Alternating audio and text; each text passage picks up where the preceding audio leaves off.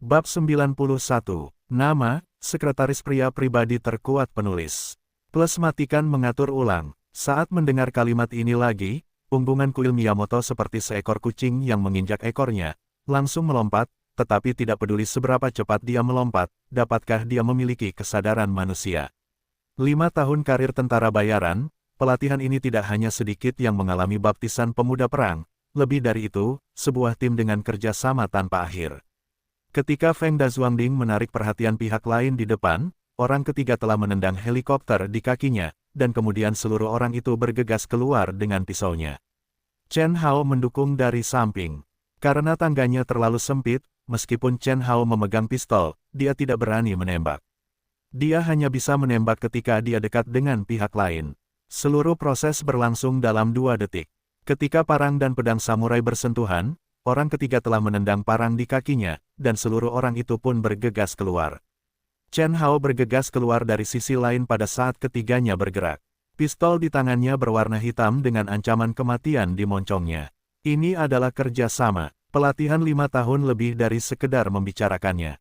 Dengan kata lain, ketika punggungan kuil Miyamoto memilih untuk bertarung dengan Feng Dazuang, ditakdirkan bahwa dia tidak akan menghadapi Feng Dazuang sendirian, tetapi sebuah tim kecil yang terdiri dari Feng Dazuang, Chen Hao dan 3 orang tua. Untuk bisa menggunakannya 2 kali dalam waktu sesingkat itu, Miyamoto jelas bukan orang biasa. Inilah salah satu alasan mengapa Murakami memiliki ekspektasi yang begitu tinggi terhadap punggungan kuil Miyamoto. Jika Chen Hao hanya ada di sini, dia akan dibunuh oleh punggungan kuil Miyamoto jika dia terluka parah. Namun, Tuan Murakami telah melakukan kesalahan, hal yang sangat penting. Dia seharusnya tidak menempatkan Tuan Feng Dazuang dan nomor 3 di samping Chen Hao. Jika Chen Hao adalah serigala penyendiri yang ganas, maka Chen Hao yang bersama Feng Dazuang sudah menjadi seekor citah, bukan hanya seekor citah, tetapi 3 citah dan seekor serigala, perbedaannya jelas. Jadi sangat menyedihkan punggungan kuil Miyamoto yang awalnya kuat, bertemu lawan untuk pertama kalinya. Serangan Chen Hao tidak mudah untuk dihindari. Namun bukan hanya punggungan kuil Miyamoto yang begitu digemari oleh Haruki Murakami karena bisa digunakan untuk tinggal bersama sebanyak 2 kali. Menghadapi serangan ketiga pria itu, Miyamoto langsung menyerahkan Feng Dazuang, namun memilih mundur, cepat mundur, tanpa ragu-ragu. Dengan cara ini, dia menghindari parang yang ditendang oleh orang ketiga. Menghadapi orang ketiga yang mengikutinya, punggung kuil Miyamoto menyilangkan tangan di depannya, langsung menahan tinju orang ketiga, dan bahkan mundur ke sudut dengan kekuatan ini. Ketika Gong Bensiling dan Laosan berdekatan, Chen Hao hampir saling bertemu. Di ruang sempit seperti itu, peran pistol ternyata tidak sebesar yang ia kira. Jadi alih-alih menarik pelatuknya, Chen Hao memilih menggunakan pistol itu sebagai batu bata. Dia mengangkat pistolnya dan memukulkannya langsung ke bahu lawan. Meskipun Chen Hao terluka, dia tidak menyerah. Tembakan jatuh ini, perasaan itu, sama sekali tidak lebih buruk daripada memakan senjata. Wajah Miyamoto berubah. Setelah mundur ke sudut tangga, dia langsung lari ke lantai 1 tanpa ragu dan berteriak di saat yang bersamaan. Semuanya bersiap-siap, mereka turun. Chen Hao dan ketiganya memaksa satu sama lain untuk mundur. Wang Qiang tidak bereaksi sepenuhnya sampai semuanya hampir berakhir. Selain keterkejutan dari lubuk hatinya, ia melambai kepada semua saudara yang membawanya. Apa itu pertarungan? Itu pertarungan. Mengubah situasi dalam sekejap adalah hal yang dapat dilakukan oleh para ahli sejati. Berdiri di tempat punggungan kuil Miyamoto berdiri tadi, Chen Hao menggigit giginya di tempat yang sama. Tindakannya yang terlalu besar tadi langsung menyebabkan patahnya lukanya. Tampaknya bukan pilihan bijak untuk memulainya hingga lukanya benar-benar sembuh. Ide ini segera dilupakan oleh Chen Hao. Dia menoleh dan menatap Feng Dazuang.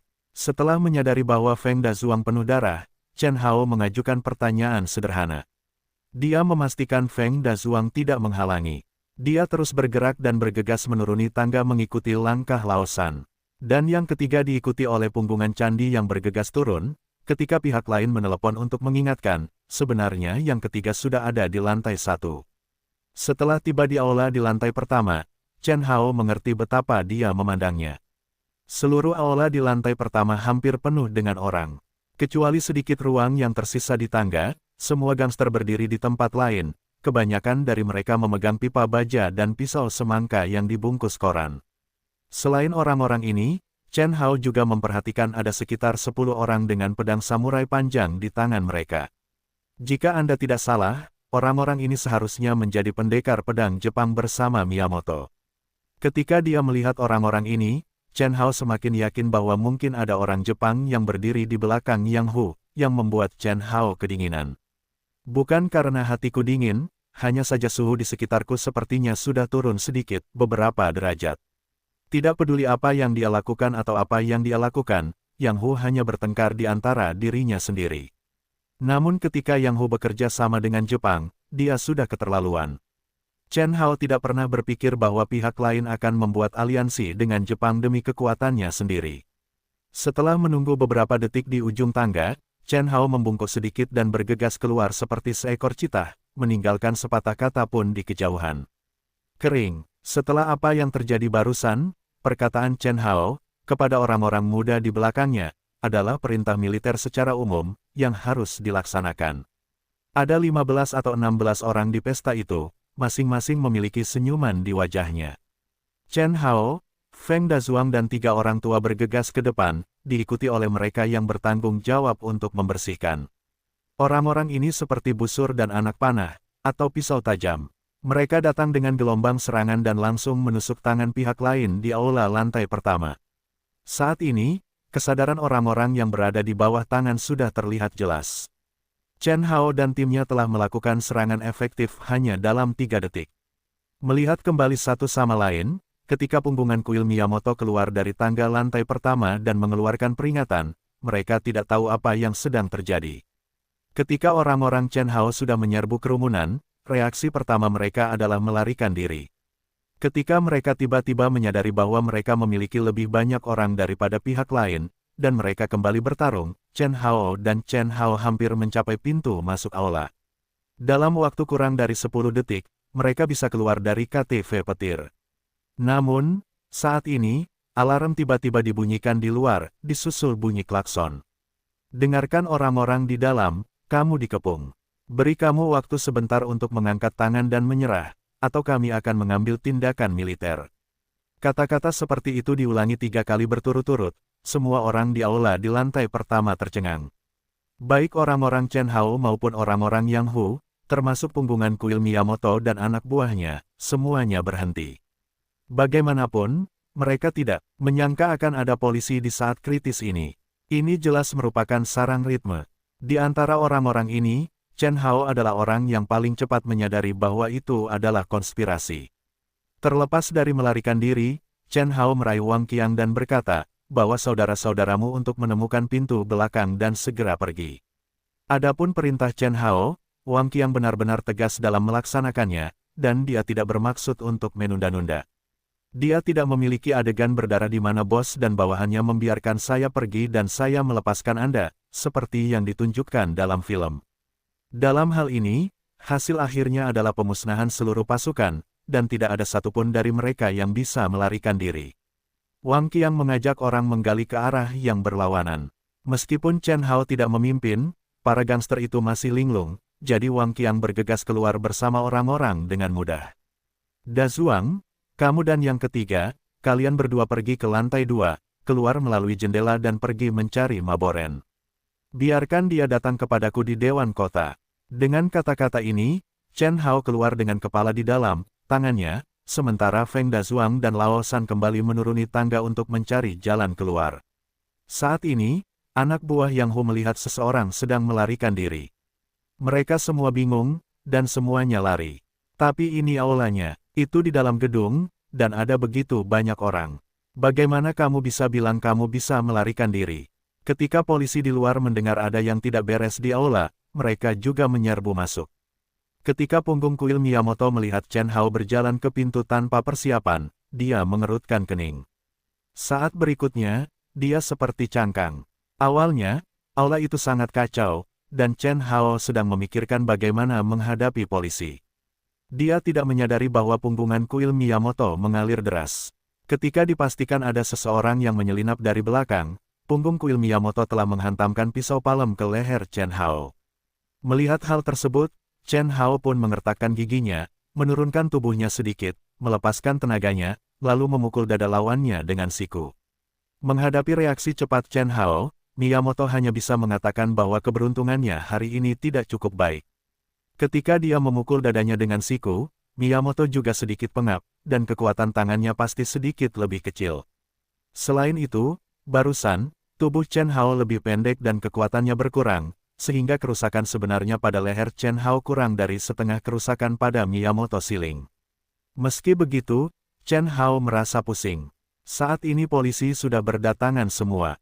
Menghadapi para bandit yang berani melakukan kejahatan di depan polisi, polisi tinggal mencabut tongkat estafet dan menyodoknya, siapapun Anda. Sebaliknya, itu karena Chen Hao adalah orang pertama yang keluar dengan kepala di tangan. Dia tidak mau bekerja sama dengan polisi. Dia baru saja mengalami kerugian di hadapan mereka, yang bisa dianggap sebagai kelalaian tugas polisi. Oleh karena itu, tidak ada rasa malu bagi Chen Hao. Awalnya ramai, betapa spektakuler pemandangannya, betapa spektakulernya KTV yang menggelegar. Di bawah pengaruh polisi, semua orang di tempat kejadian berhamburan. Begitu banyak orang, akan selalu ada bagian ikan yang ditangkap. Jadi, dalam waktu singkat, semua gangster di kota Xinhe mengetahui tentang Honglei KTV, dan identitas Yang Ming, bos Honglei KTV, juga diselidiki. Yang Ming awalnya adalah kerabat jauh Yang Hu. Dia datang ke kota Xinhe untuk berlindung pada Yang Hu. Namun, Yang Hu telah menghasilkan banyak uang pada saat itu. Dia sama sekali tidak menyukai kerabat seperti itu, jadi dia memberinya sedikit dukungan dan membiarkan dia memiliki industri di distrik Jiangbei. Dengan cara ini, hanya sedikit orang yang bisa membuat keributan besar kecuali Yang Hu. Tapi yang membuat dunia luar penasaran adalah orang yang bekerja melawan Yang Hu tidak dapat ditemukan, tidak peduli bagaimana dia memeriksanya. Hanya saja dia dikatakan sebagai naga penyeberangan sungai dari luar. Hanya ada satu hal dalam berita. Tidak peduli siapa yang ingin melangkah lebih jauh, dia tidak dapat menemukan informasi apapun. Seolah-olah berita tersebut telah terhapus begitu saja, yang membuat banyak orang dengan sedikit identitas di kota Xinhe diam-diam terkejut, dan kemudian mengesampingkan masalah tersebut. Karena bukan informasinya tidak bisa ditemukan, melainkan informasi orang tersebut tidak mau ditemukan. Bisakah orang yang bisa menyembunyikan berita itu adalah orang biasa? Jika Anda tidak ingin membakar diri sendiri, Anda tidak dapat melanjutkan penyelidikan. Namun, saat ini, para pemimpin Hunzi besar dan kecil di kota Xinhe hampir dapat mendeteksi sesuatu. Hal yang paling jelas adalah pria baru yang identitasnya menjadi misteri ini memiliki kekuatan untuk melawan Yang Hu. Apalagi harus ada orang besar di belakangnya. Kalau tidak, mustahil menyembunyikan berita dengan baik. Bagi Yang Hu, kemunculan orang ini mungkin merupakan kabar buruk, tetapi bagi para gangster di jalan ini, kemunculan orang seperti itu adalah kabar baik.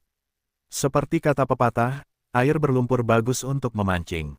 Jadi kita semua memperhatikan tindakan orang itu selanjutnya, secara samar-samar, seolah-olah kota Xinhe telah memasuki keadaan yang sangat sulit.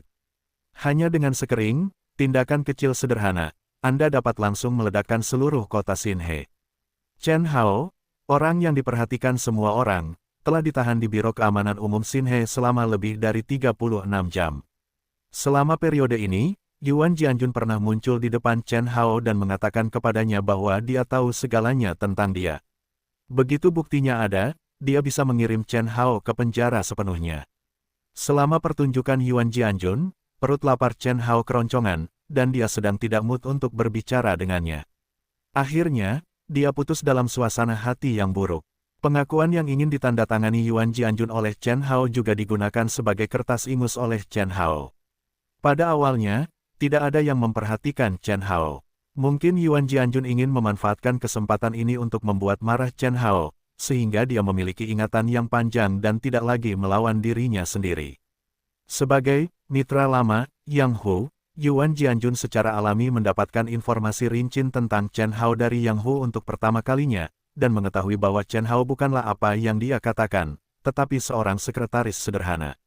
Di kemudian hari, saya tidak tahu apa yang terjadi. Sikap polisi terhadap Chen Hao tiba-tiba membaik. Meskipun Chen Hao telah diawasi sepanjang waktu, dia hampir menyetujui serangkaian tuntutan Chen Hao tanpa berpikir panjang, dan bahkan menyetujui permintaan Chen Hao untuk melakukan panggilan telepon. Bahkan jika dia memberikan ponselnya kepada Chen Hao tidak berani menghubungi orang ketiga. Dia baru saja menelepon orang-orang di perusahaan dan memberitahu mereka tentang situasinya. Ngomong-ngomong, dia dimarahi oleh Song Yao, lalu meninggalkan sepatah kata pun yang mengatakan biarkan Chen Hao menunggu. Chen Hao memperkirakan gajinya menjadi sangat bagus, mungkin karena usaha Song Yao. Tapi setelah dipikir-pikir dengan hati-hati, itu tidak benar. Jika karena Song Yao, apakah karena dia menelepon sehingga sikapnya menjadi lebih baik? Namun yang jelas perlakuannya tiba-tiba berubah pada suatu saat, artinya, sebelum Song Yao menanganinya, sudah ada yang menyapa kantor polisi, sehingga sikapnya terhadap dirinya menjadi begitu baik. Ku bilang, kamu telah mengurungku selama 38 jam. Jika kamu tidak dapat menemukan bukti apapun selama 10 jam lagi, kamu akan melepaskan aku. Mengapa kamu peduli dengan 10 jam ini? Mengapa kamu tidak melepaskan aku sekarang? Petik 2. Setelah meminum kopi yang disiapkan oleh pihak lain, Chen Hao berbicara dengan polisi yang menemaninya di ruang interogasi. Polisi itu menatap Chen Hao dengan senyuman di wajahnya.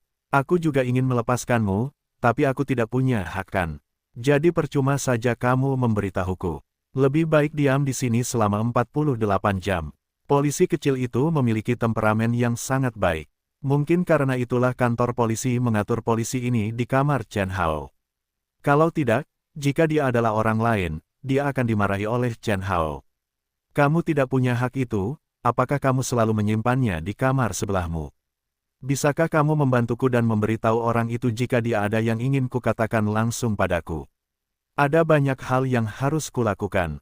Chen Hao mengangkat bahu sedikit, tetapi borgolnya berbunyi. Chen Hao melihat ke kiri dan ke kanan, tapi terus menyipitkan matanya. Di ruang observasi sebelah ruang interogasi, seperti yang dikatakan Chen Hao, ada beberapa orang yang memiliki kekuatan untuk melepaskannya. Namun sebelum orang di depan berbicara, tidak ada orang lain yang berani kentut. Kapten Liu, Anda dapat melihat bahwa orang ini benar-benar duri di kepala. Saya pikir jika orang seperti itu tidak memenjarakannya, itu hanya membahayakan masyarakat. Meskipun Direktur Qin dari Biro Kota berdiri di dekatnya, Yuan Jianjun tidak bermaksud untuk ditahan sama sekali. Sebagai wakil direktur, ia juga berhak berbicara. Terlebih lagi, kekuatan sebenarnya tidak jauh berbeda dengan sutradara Qin. Setidaknya, Chen Hao adalah tahanan yang dia tangkap, dan dia juga memiliki suara paling banyak. Pria parubaya, yang dikenal sebagai Kapten Liu, bersandar di kursinya dan dengan malas menatap Chen Hao di balik kaca. Dia tidak benar-benar melakukan apa yang dia katakan hanya karena dua kata Yuan Jianjun.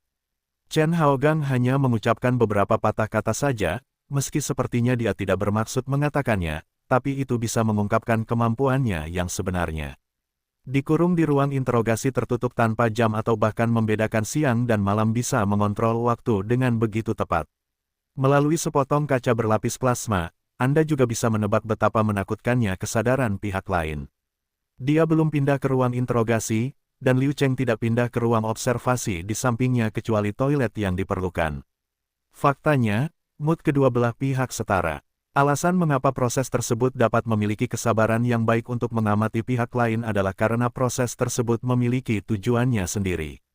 Namun, pihak lain tidak pernah kehilangan kesabaran dalam 38 jam terakhir dan tidak menunjukkan tanda-tanda kecerobohan. Tapi entahlah, hanya saja tidak ada jalan keluarnya, itu benar-benar bertelanjang kaki.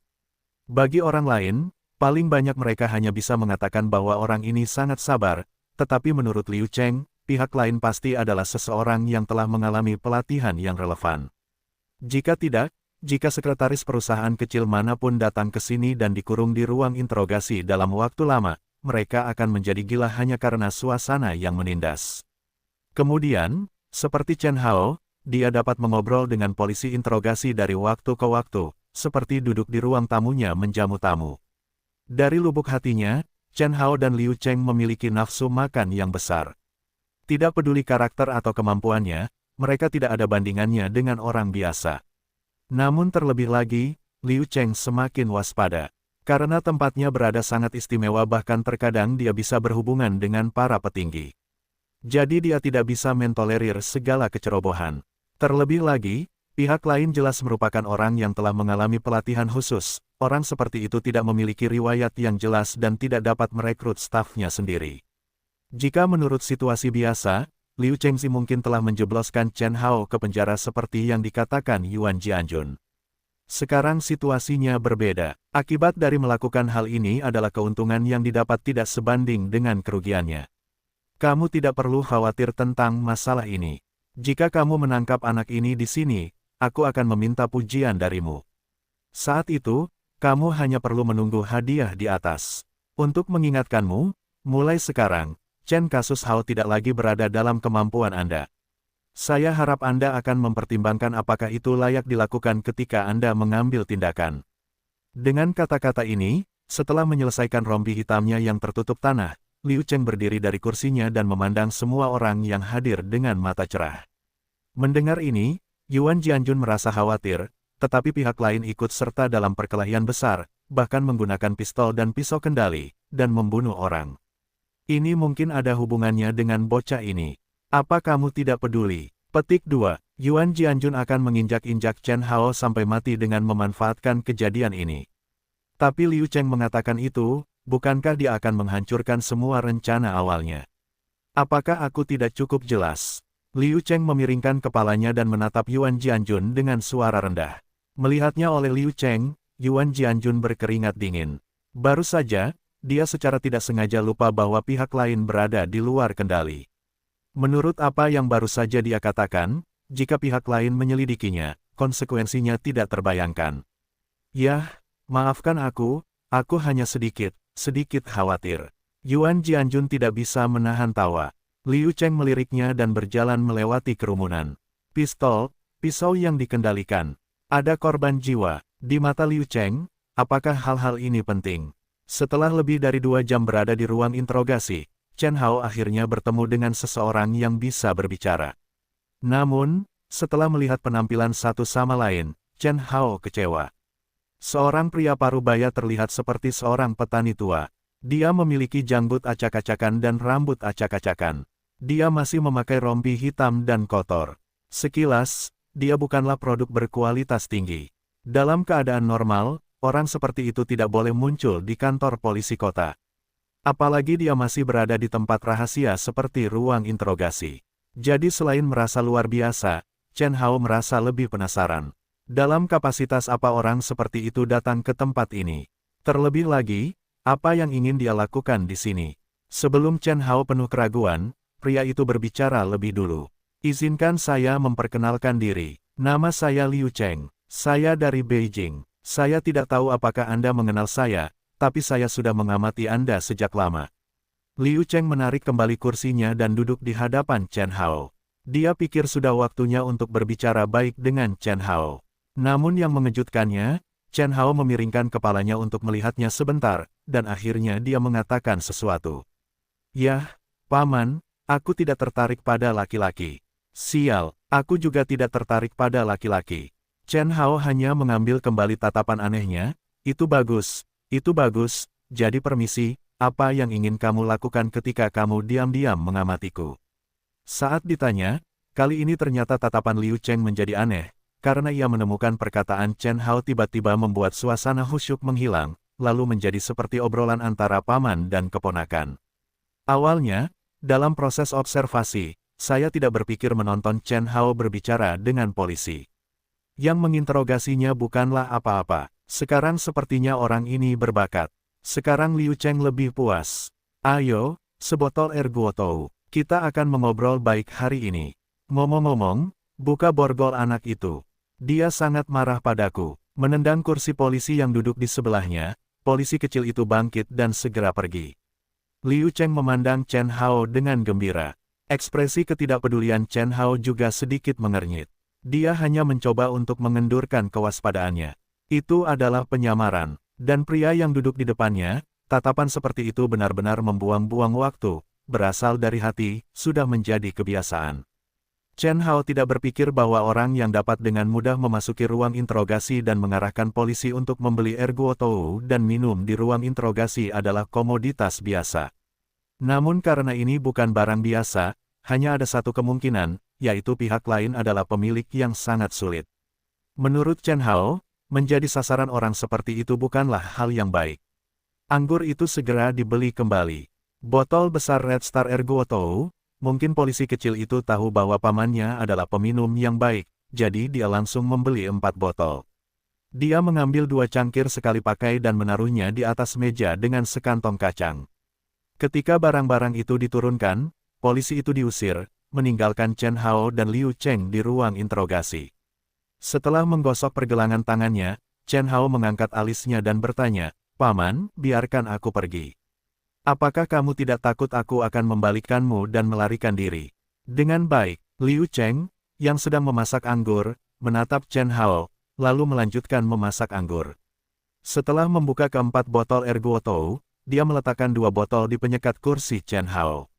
"Jika kamu bisa lari dariku, kamu benar-benar bisa pergi, dan tidak ada yang berani mengganggumu." Bagi siapapun, setelah mendengar ini, dia tidak yakin bahwa dia benar-benar ingin bertarung dengan pihak lain, tetapi pihak lain mengatakan bahwa selama dia bisa pergi, tidak ada yang akan membuat masalah. Tapi hati Chen Hao seperti batu besar, berat, seluruh suasana hati Chen Hao tidak baik. Jika pihak lain berani mengucapkan kata-kata seperti itu, berarti pihak lain tersebut memiliki kekuatan mutlak. Seorang pria dengan kekuatan dan kekuatan besar, bertarung dengannya. Kecuali otak Chen Hao ditendang oleh seekor keledai, dia akan memiliki gagasan seperti itu. Saat ini, pengobatan Chen Hao tiba-tiba membaik, dan dia juga punya beberapa spekulasi. Mungkin orang inilah yang berada di belakangnya. Ketika Chen Hao memikirkan hal ini, Liu Cheng sudah menuangkan anggur. "Apa yang masih kamu lihat? Aku akan meminumnya sekarang. Kamu belum kenyang." Pengingat Liu Cheng membangunkan Chen Hao dari pemikirannya. Kemudian Chen Hao menyeringai, "Saya pikir membosankan bagi kami berdua untuk minum. Terlebih lagi, pergelangan tangan saya telah diborgol begitu lama. Rasanya asam dan menyakitkan. Apakah Anda selalu memberi saya waktu untuk bereaksi? Mencarikanmu seorang polisi wanita untuk melayanimu." Mendengar ini, Chen Haodun menjadi tertarik. "Ya, lebih baik mencari polisi. Sudah kubilang, di biro kota, ada seorang polisi wanita bernama He Miao. Sosok dan wajahnya benar-benar cantik kelas 1, wajahmu."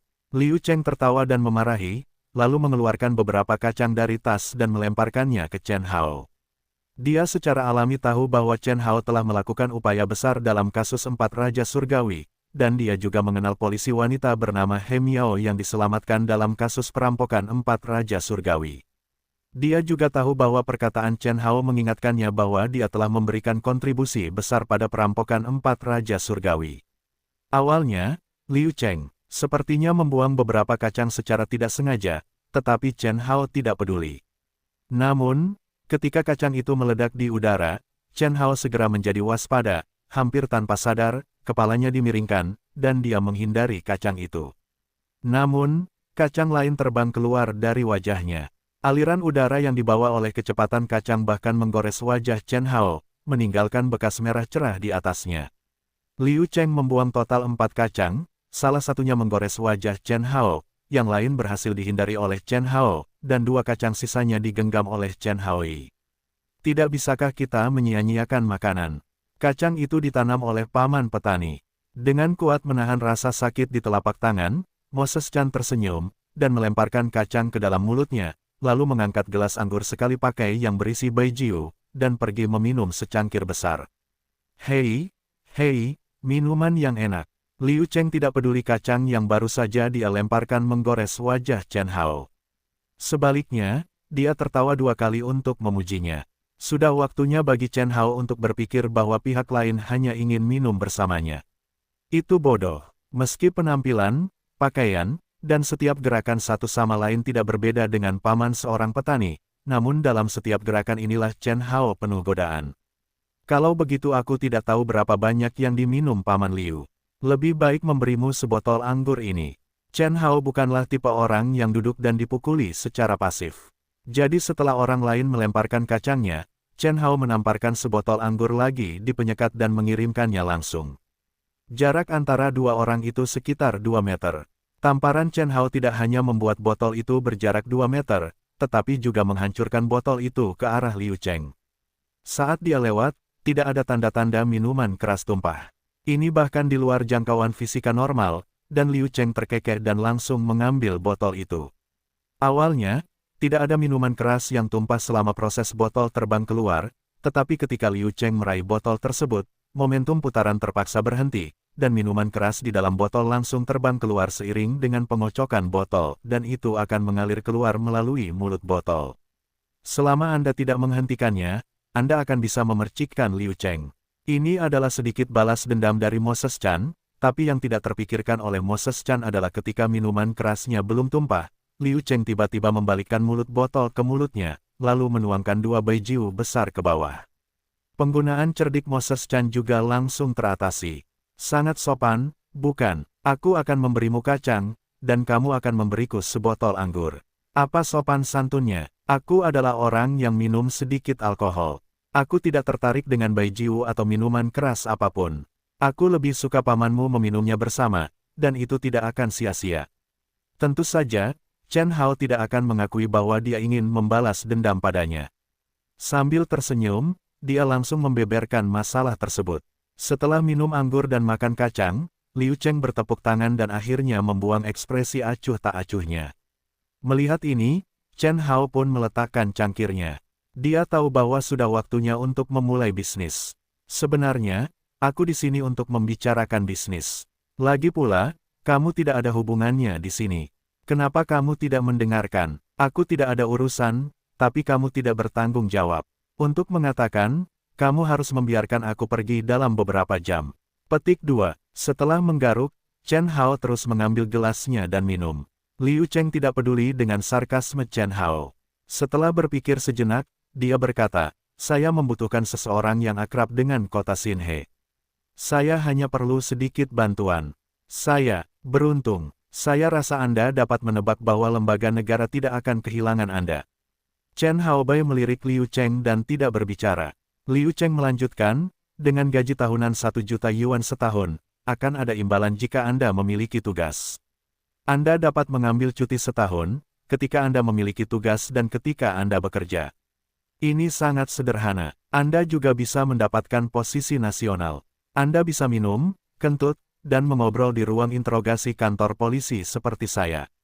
Ini sangat mudah. Itu berbahaya, bukan? Pekerjaan bagus seperti itu tidak berbahaya.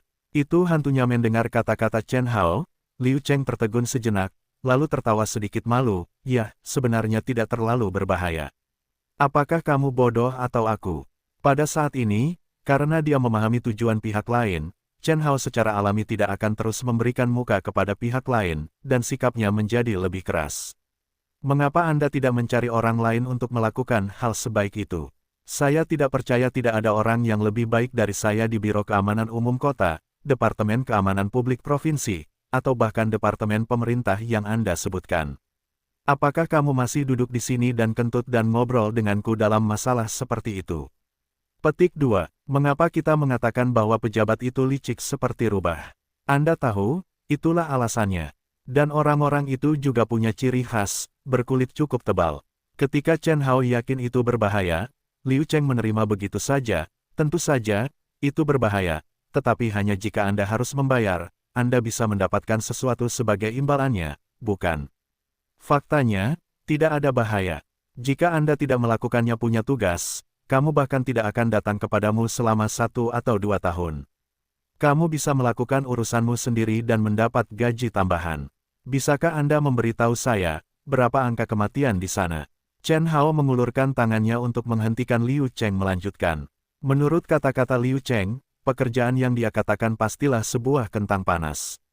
Tapi melihat penampilan Liu Cheng, Chen Hao benar-benar tidak bisa membayangkan akan ada orang yang berdandan seperti orang tua di pedesaan. Yah, mungkin itu kesalahpahaman Chen Hao. Bagaimana jika itu hanya penyamaran? Angka kematiannya kurang dari 1%. Mengenai angka kematian, Liu Cheng sangat percaya diri dan angkat bicara. Chen Hao memandang Liu Cheng dengan curiga. Kesejahteraan yang ditawarkan pihak lain terlalu besar. Gaji tahunannya 1 juta yuan. Meskipun dia tidak menyukainya, itu benar-benar luar biasa bagi orang biasa. Jika bukan karena angka kematian yang tinggi, bagaimana pihak lain bisa menawarkan gaji tahunan setinggi itu? Terlebih lagi, Liu Cheng mengatakan bahwa manfaat lainnya gratis sepanjang tahun. Mereka sibuk hanya ketika ada tugas. Terlebih lagi, ada imbalan untuk suatu tugas. Itu tidak mungkin, oke. Tidak ada kue yang jatuh dari langit. Chen Hao mengambil kalimat ini sebagai motonya, hanya untuk mengingatkan dirinya sendiri bahwa tidak akan pernah ada keuntungan tanpa usaha. Jadi ketika pihak lain menawarkan kondisi yang lebih menguntungkan, Chen Hao merasa ada yang salah dengan itu. Apakah angka kematian dalam sebulan tidak lebih dari 1%? Atau seminggu? Chen Hao tiba-tiba menanyakan pertanyaan seperti itu, namun, begitu keluar, Liu Cheng berhenti berbicara, tertawa 2 kali, mengambil gelasnya dan terus minum.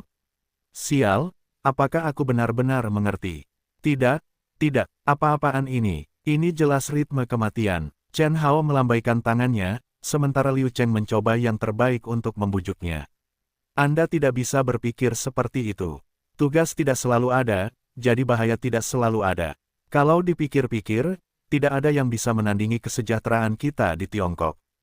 Dan langkah-langkah keamanan kita juga baik, terutama untuk perlindungan anggota tim. Saya benci melindungi anggota tim sebagai harta nasional.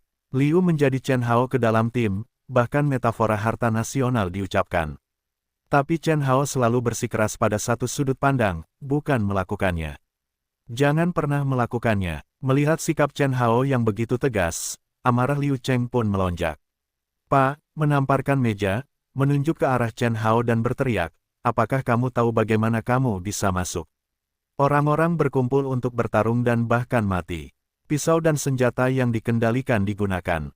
Jika aku tidak keluar dan menekanmu ke bawah, apakah kamu tahu kemana kamu harus pergi? Petik 2. Kamu sudah meletakkan semuanya. Mendengar perkataan Liu Cheng, Chen Hao pun kaget. Dia mampu menekan kasus seperti itu. Apa identitas pria bernama Liu Cheng ini? Ya, inilah keuntungan bergabung dengan kami. Tidak peduli di tentara atau di badan pemerintahan yang lebih rendah, selama kita sampai di daerah setempat, mereka harus bekerja sama dengan kita, jika tidak mereka akan dihukum oleh pejabat yang lebih tinggi.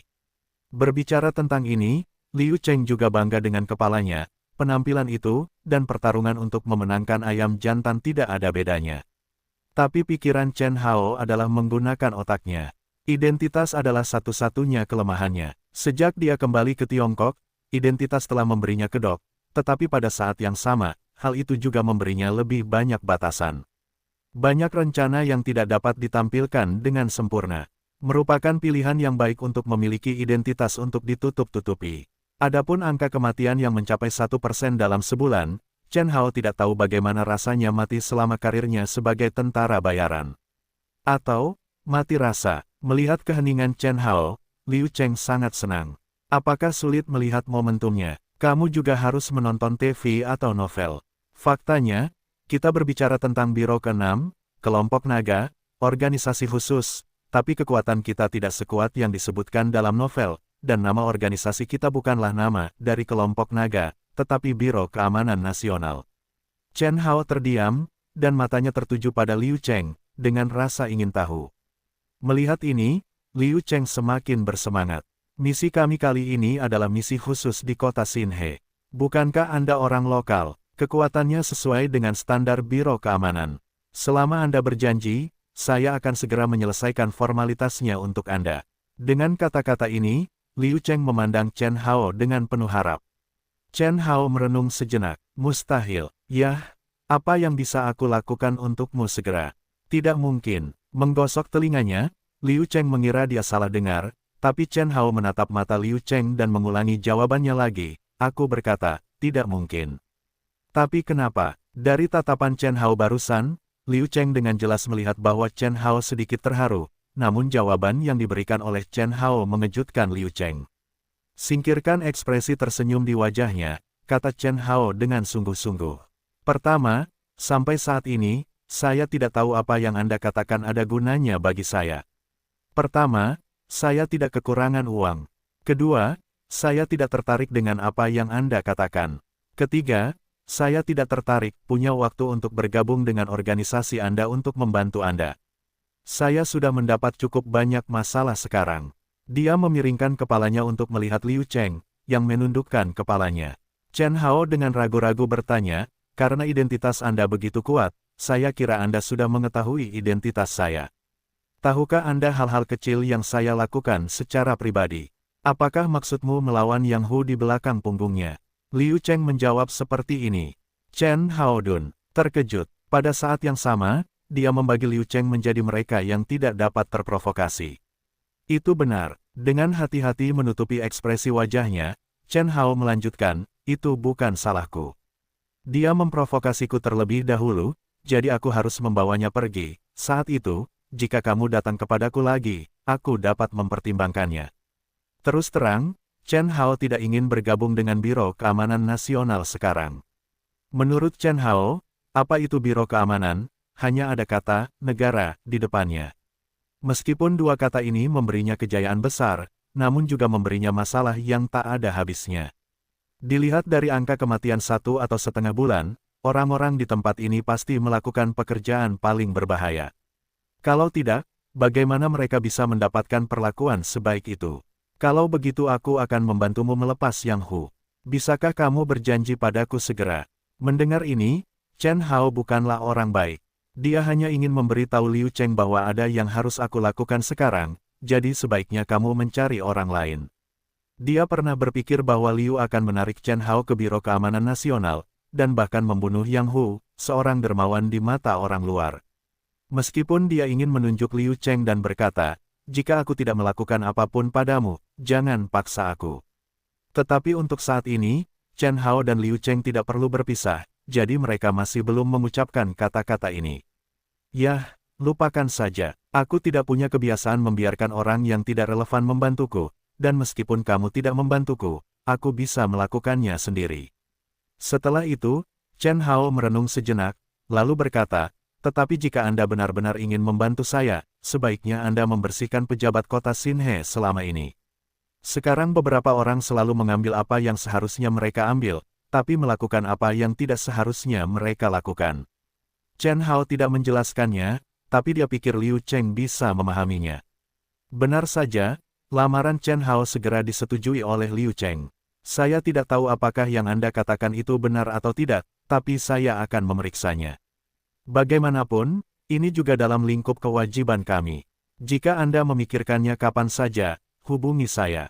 Liu Cheng meraba-raba tubuhnya untuk waktu yang lama sebelum mengeluarkan kartu nama kusut dari saku jaketnya. Kartu namanya adalah Liu Cheng, seorang petugas polisi sukarelawan. Ada panggilan telepon hangat di bawah, diikuti dengan serangkaian nomor. Melihat ini, Chen Hao juga saling memandang dengan aneh. Saya tidak tahu apakah Anda masih main hakim sendiri. Hobi pribadi, hanya hobi pribadi. Bagaimana mungkin Liu Cheng tidak mengerti arti kata-kata Chen Hao? Apapun prosesnya, hasilnya tidak terlalu buruk. Liu Cheng tidak melakukan perjalanan dengan sia-sia kali ini. Dia tidak menyangka Chen Hao begitu keras kepala, tapi sisanya sangat bagus. Pengamatan Chen Hao juga sejalan dengan perjanjian perekrutan Biro Keamanan. Sebelum pergi, Liu Cheng menoleh dan meninggalkan Chen Hao sambil berkata tanpa henti, kota Xinhe tidak damai akhir-akhir ini. Saya menyarankan Anda untuk tidak pergi terlalu jauh. Kurang dari 10 menit setelah Liu Cheng pergi, prosedur Chen Hao selesai. Polisi kecil yang bersamanya pada awalnya juga mengirimkan semua barangnya kembali, dan dia sangat antusias untuk mengirim Chen Hao keluar dari kantor polisi. Melihat penampilan antusias satu sama lain, Chen Hao sangat curiga apakah Liu Cheng khawatir dia akan menemukan sesuatu yang mencurigakan, jadi dia membiarkan orang mengikutinya sepanjang waktu sampai dia mengirimnya keluar. Namun, hal ini tidak berpengaruh pada Chen Hao. Kecuali di kantor polisi, dia menarik napas dalam-dalam. Satu-satunya perasaannya adalah udara di luar jauh lebih bersih daripada udara di dalam. Setelah menghidupkan telepon seluler, setengah menit berikutnya penuh dengan nada prompt SMS, jadi Chen Hao segera meletakkan telepon seluler itu jauh-jauh, sampai telepon seluler tidak berdering, ini untuk menghidupkan SMS telepon seluler untuk melihatnya. Sebagian besar informasi dikirimkan oleh wanita di perusahaan, tetapi yang paling banyak bukanlah Song Yao, melainkan Sun Feifei, yang agak tidak terduga bagi Chen Hao. Selain itu, sebagian besar pesan dari Feng Dazuang adalah tentang situasi mereka setelah penangkapan Chen Hao. Feng Dazuang juga sangat gugup. Dia tidak peduli apakah ponsel Chen Hao akan diserahkan oleh polisi. Selain pesan yang dikirimkan oleh Feng Dazuang, ada 2 pesan dari He Miao, dan bahkan satu dari Maboren. Maboren bahkan mengirim pesan kepada dirinya sendiri, yang sedikit mengejutkan Chen Hao. Sulit untuk melihat aliansi mereka. Keberanian Maboren sungguh mengejutkan Chen Hao. Namun, hal itu juga menunjukkan kepedulian Maboren terhadap Chen Hao. Jadi kurang lebih sedikit terharu, namun setelah melihat bagian kedua dari pesan Maboren, alis Chen Hao langsung berkerut. Yuan Jianjun membawa Yang Bao pergi dari cabang Jiangbei karena kecelakaan Chen Hao, dan Maboren tidak dapat menghentikannya karena dia memiliki surat kuasa Han Guang di tangannya. Han Guang, aku tidak peduli padamu sekarang, tapi kurasa aku tidak akan peduli padamu di masa depan. Tunggu saja aku. Setelah membaca berita Maboren, Chen Hao membaca berita dari Feng Dazuang lagi. Di selain memberitahu Chen Hao bahwa mereka semua baik-baik saja, poin lain Feng Dazuang adalah perkembangan situasi dalam 2 hari terakhir. Setelah Perang Dunia Pertama KTV Honglei, meskipun Chen Hao dan keluarganya disergap, mereka bukannya tanpa apapun setidaknya, distrik Jiangbei telah memegang kendali sejauh ini. Karena Chen Hao tidak ada di sini, Feng Dazuang tidak berani melakukan sesuatu yang drastis. Honglei KTV menderita kerugian, tetapi adik-adik Wang Qiang tetap tidak bisa menelannya. Feng Dazuang memikirkannya sebentar, dan akhirnya menyetujui usulan Wang Qiang. Bersama adik-adiknya, dia menyapu semua hal yang berhubungan dengan Yang Hu di distrik Jiangbei. Hal ini menyebabkan Yang Hu dan anjingnya tidak diperbolehkan memasuki distrik Jiangbei, karena berita di jalan juga menyebar dengan liar, dan pembalasan Feng Dazuang muncul begitu cepat. Jadi orang-orang di jalan kota Xinhe berpikir bahwa Chen Hao benar-benar sebanding dengan Yang Hu, dan bahkan beberapa orang sudah mulai mencari cara untuk menghubungi Chen Hao. Orang-orang ini cukup pandai dalam hal itu. Satu persatu, sebagian besar informasi Chen Hao adalah tentang situasi saat ini, dan salah satu pesan telah menarik perhatian Chen Hao. Kapten, kondisi orang ketiga tidak baik sejak dia kembali, terutama sejak Anda ditangkap. Dia terus minum-minum. Apa yang harus saya lakukan? Minum. Bagaimana saya tahu cara menangani masalah emosional? Jika Chen Hao tidak memikirkan semua hal di atas, maka Lao Shan memiliki hubungan nyata dengan Guan Po, yang tidak terduga bagi Chen Hao dan Wan Wan. Tahukah Anda, Lao Shan dikenal sebagai pria yang belum pernah menyentuh tubuhnya di dalam bunga, namun kini ia ditangkap oleh wanita bertubuh besar dan gemuk. Mengetahui bahwa segala sesuatunya akan berkembang seperti ini, Chen Hao tidak akan membiarkan orang ketiga melakukan hal seperti itu pada awalnya. Tapi sekarang sudah terlambat untuk mengatakan apapun. Satu-satunya hal yang dapat kita lakukan adalah menemukan cara untuk memperbaikinya. Jadi Chen Hao menelepon langsung ke Feng Dazuang untuk menanyakan keberadaan Lao Shan sekarang. Setelah mengetahui bahwa Chen Hao keluar dari dalam, Feng Dazuang sangat senang, tetapi ketika dia menyebut saudara ketiga, dia tidak bisa mengungkapkan rasa bersalahnya. Dalam hal ini, Feng Dazuang merasa dia punya alasan tertentu. Jika dia berada di dalam kotak saat itu, dia pasti bisa menghentikan kedua pria itu sebelum mereka menembak. Tentu saja, tidak akan terjadi apa-apa selanjutnya. Namun jika Feng Dazuang tetap berada di dalam kotak, apakah Chen Hao bisa kabur dari Honglei KTV atau tidak masih soal dua pilihan. Siapa yang bisa membedakan mana yang benar dan mana yang salah? Setelah mendapatkan tempat ketiga dari Feng Dazuang, Chen Hao naik taksi ke bar mawar liar tempat-tempat ketiga berada. Bar mawar malam terletak 3 blok dari bar granit. Itu adalah bar yang bukan milik Yang Hu dan belum dimenangkan oleh Chen Hao. Itu bos kecil lainnya. Pilihan cerdas juga membuat dia berhasil menyelamatkan kekuatannya sendiri dalam tindakan Feng Dazuang. Ini adalah kata lain, sekali lagi tanpa penjelasan lebih lanjut. Setelah tiba di bar mawar malam, Chen Hao menemukan orang ketiga dengan mudah. Karena laki-laki ketiga terlalu mencolok, bahkan di sudut kartu, tapi lihat sekeliling, selain laki-laki, hanya ada 7 atau 8 wanita cantik, kombinasi seperti itu terlalu mencolok. Ketika dia sampai di kursi kartu, Chen Hao mendorong seorang wanita dengan riasan tebal ke samping dan mengambil segelas anggur di depan Lao Shan. Kemudian dia memandang pria ketiga, apakah ini pria ketiga yang saya kenal? Hanya karena seorang wanita menjadi begitu dekaden. Wanita yang diusir oleh Chen Hao masih memiliki beberapa keluhan, tetapi ketika dia melihat Chen Hao dan Lao Shan mengenal satu sama lain dengan baik, dia tahan dengan mereka. Bos, orang ketiga yang mabuk melihat Chen Hao di sekelilingnya dan dengan enggan membuka matanya. Kamu sudah keluar, wilayah kita telah sepenuhnya dikonsolidasikan, Kamu tahu, Dazuang jauh lebih kuat dariku. Dia akan membawa orang untuk mengambil alih tanah pertanian langsung di bawah Yang Hu. Ini lebih gengsi dan prestise.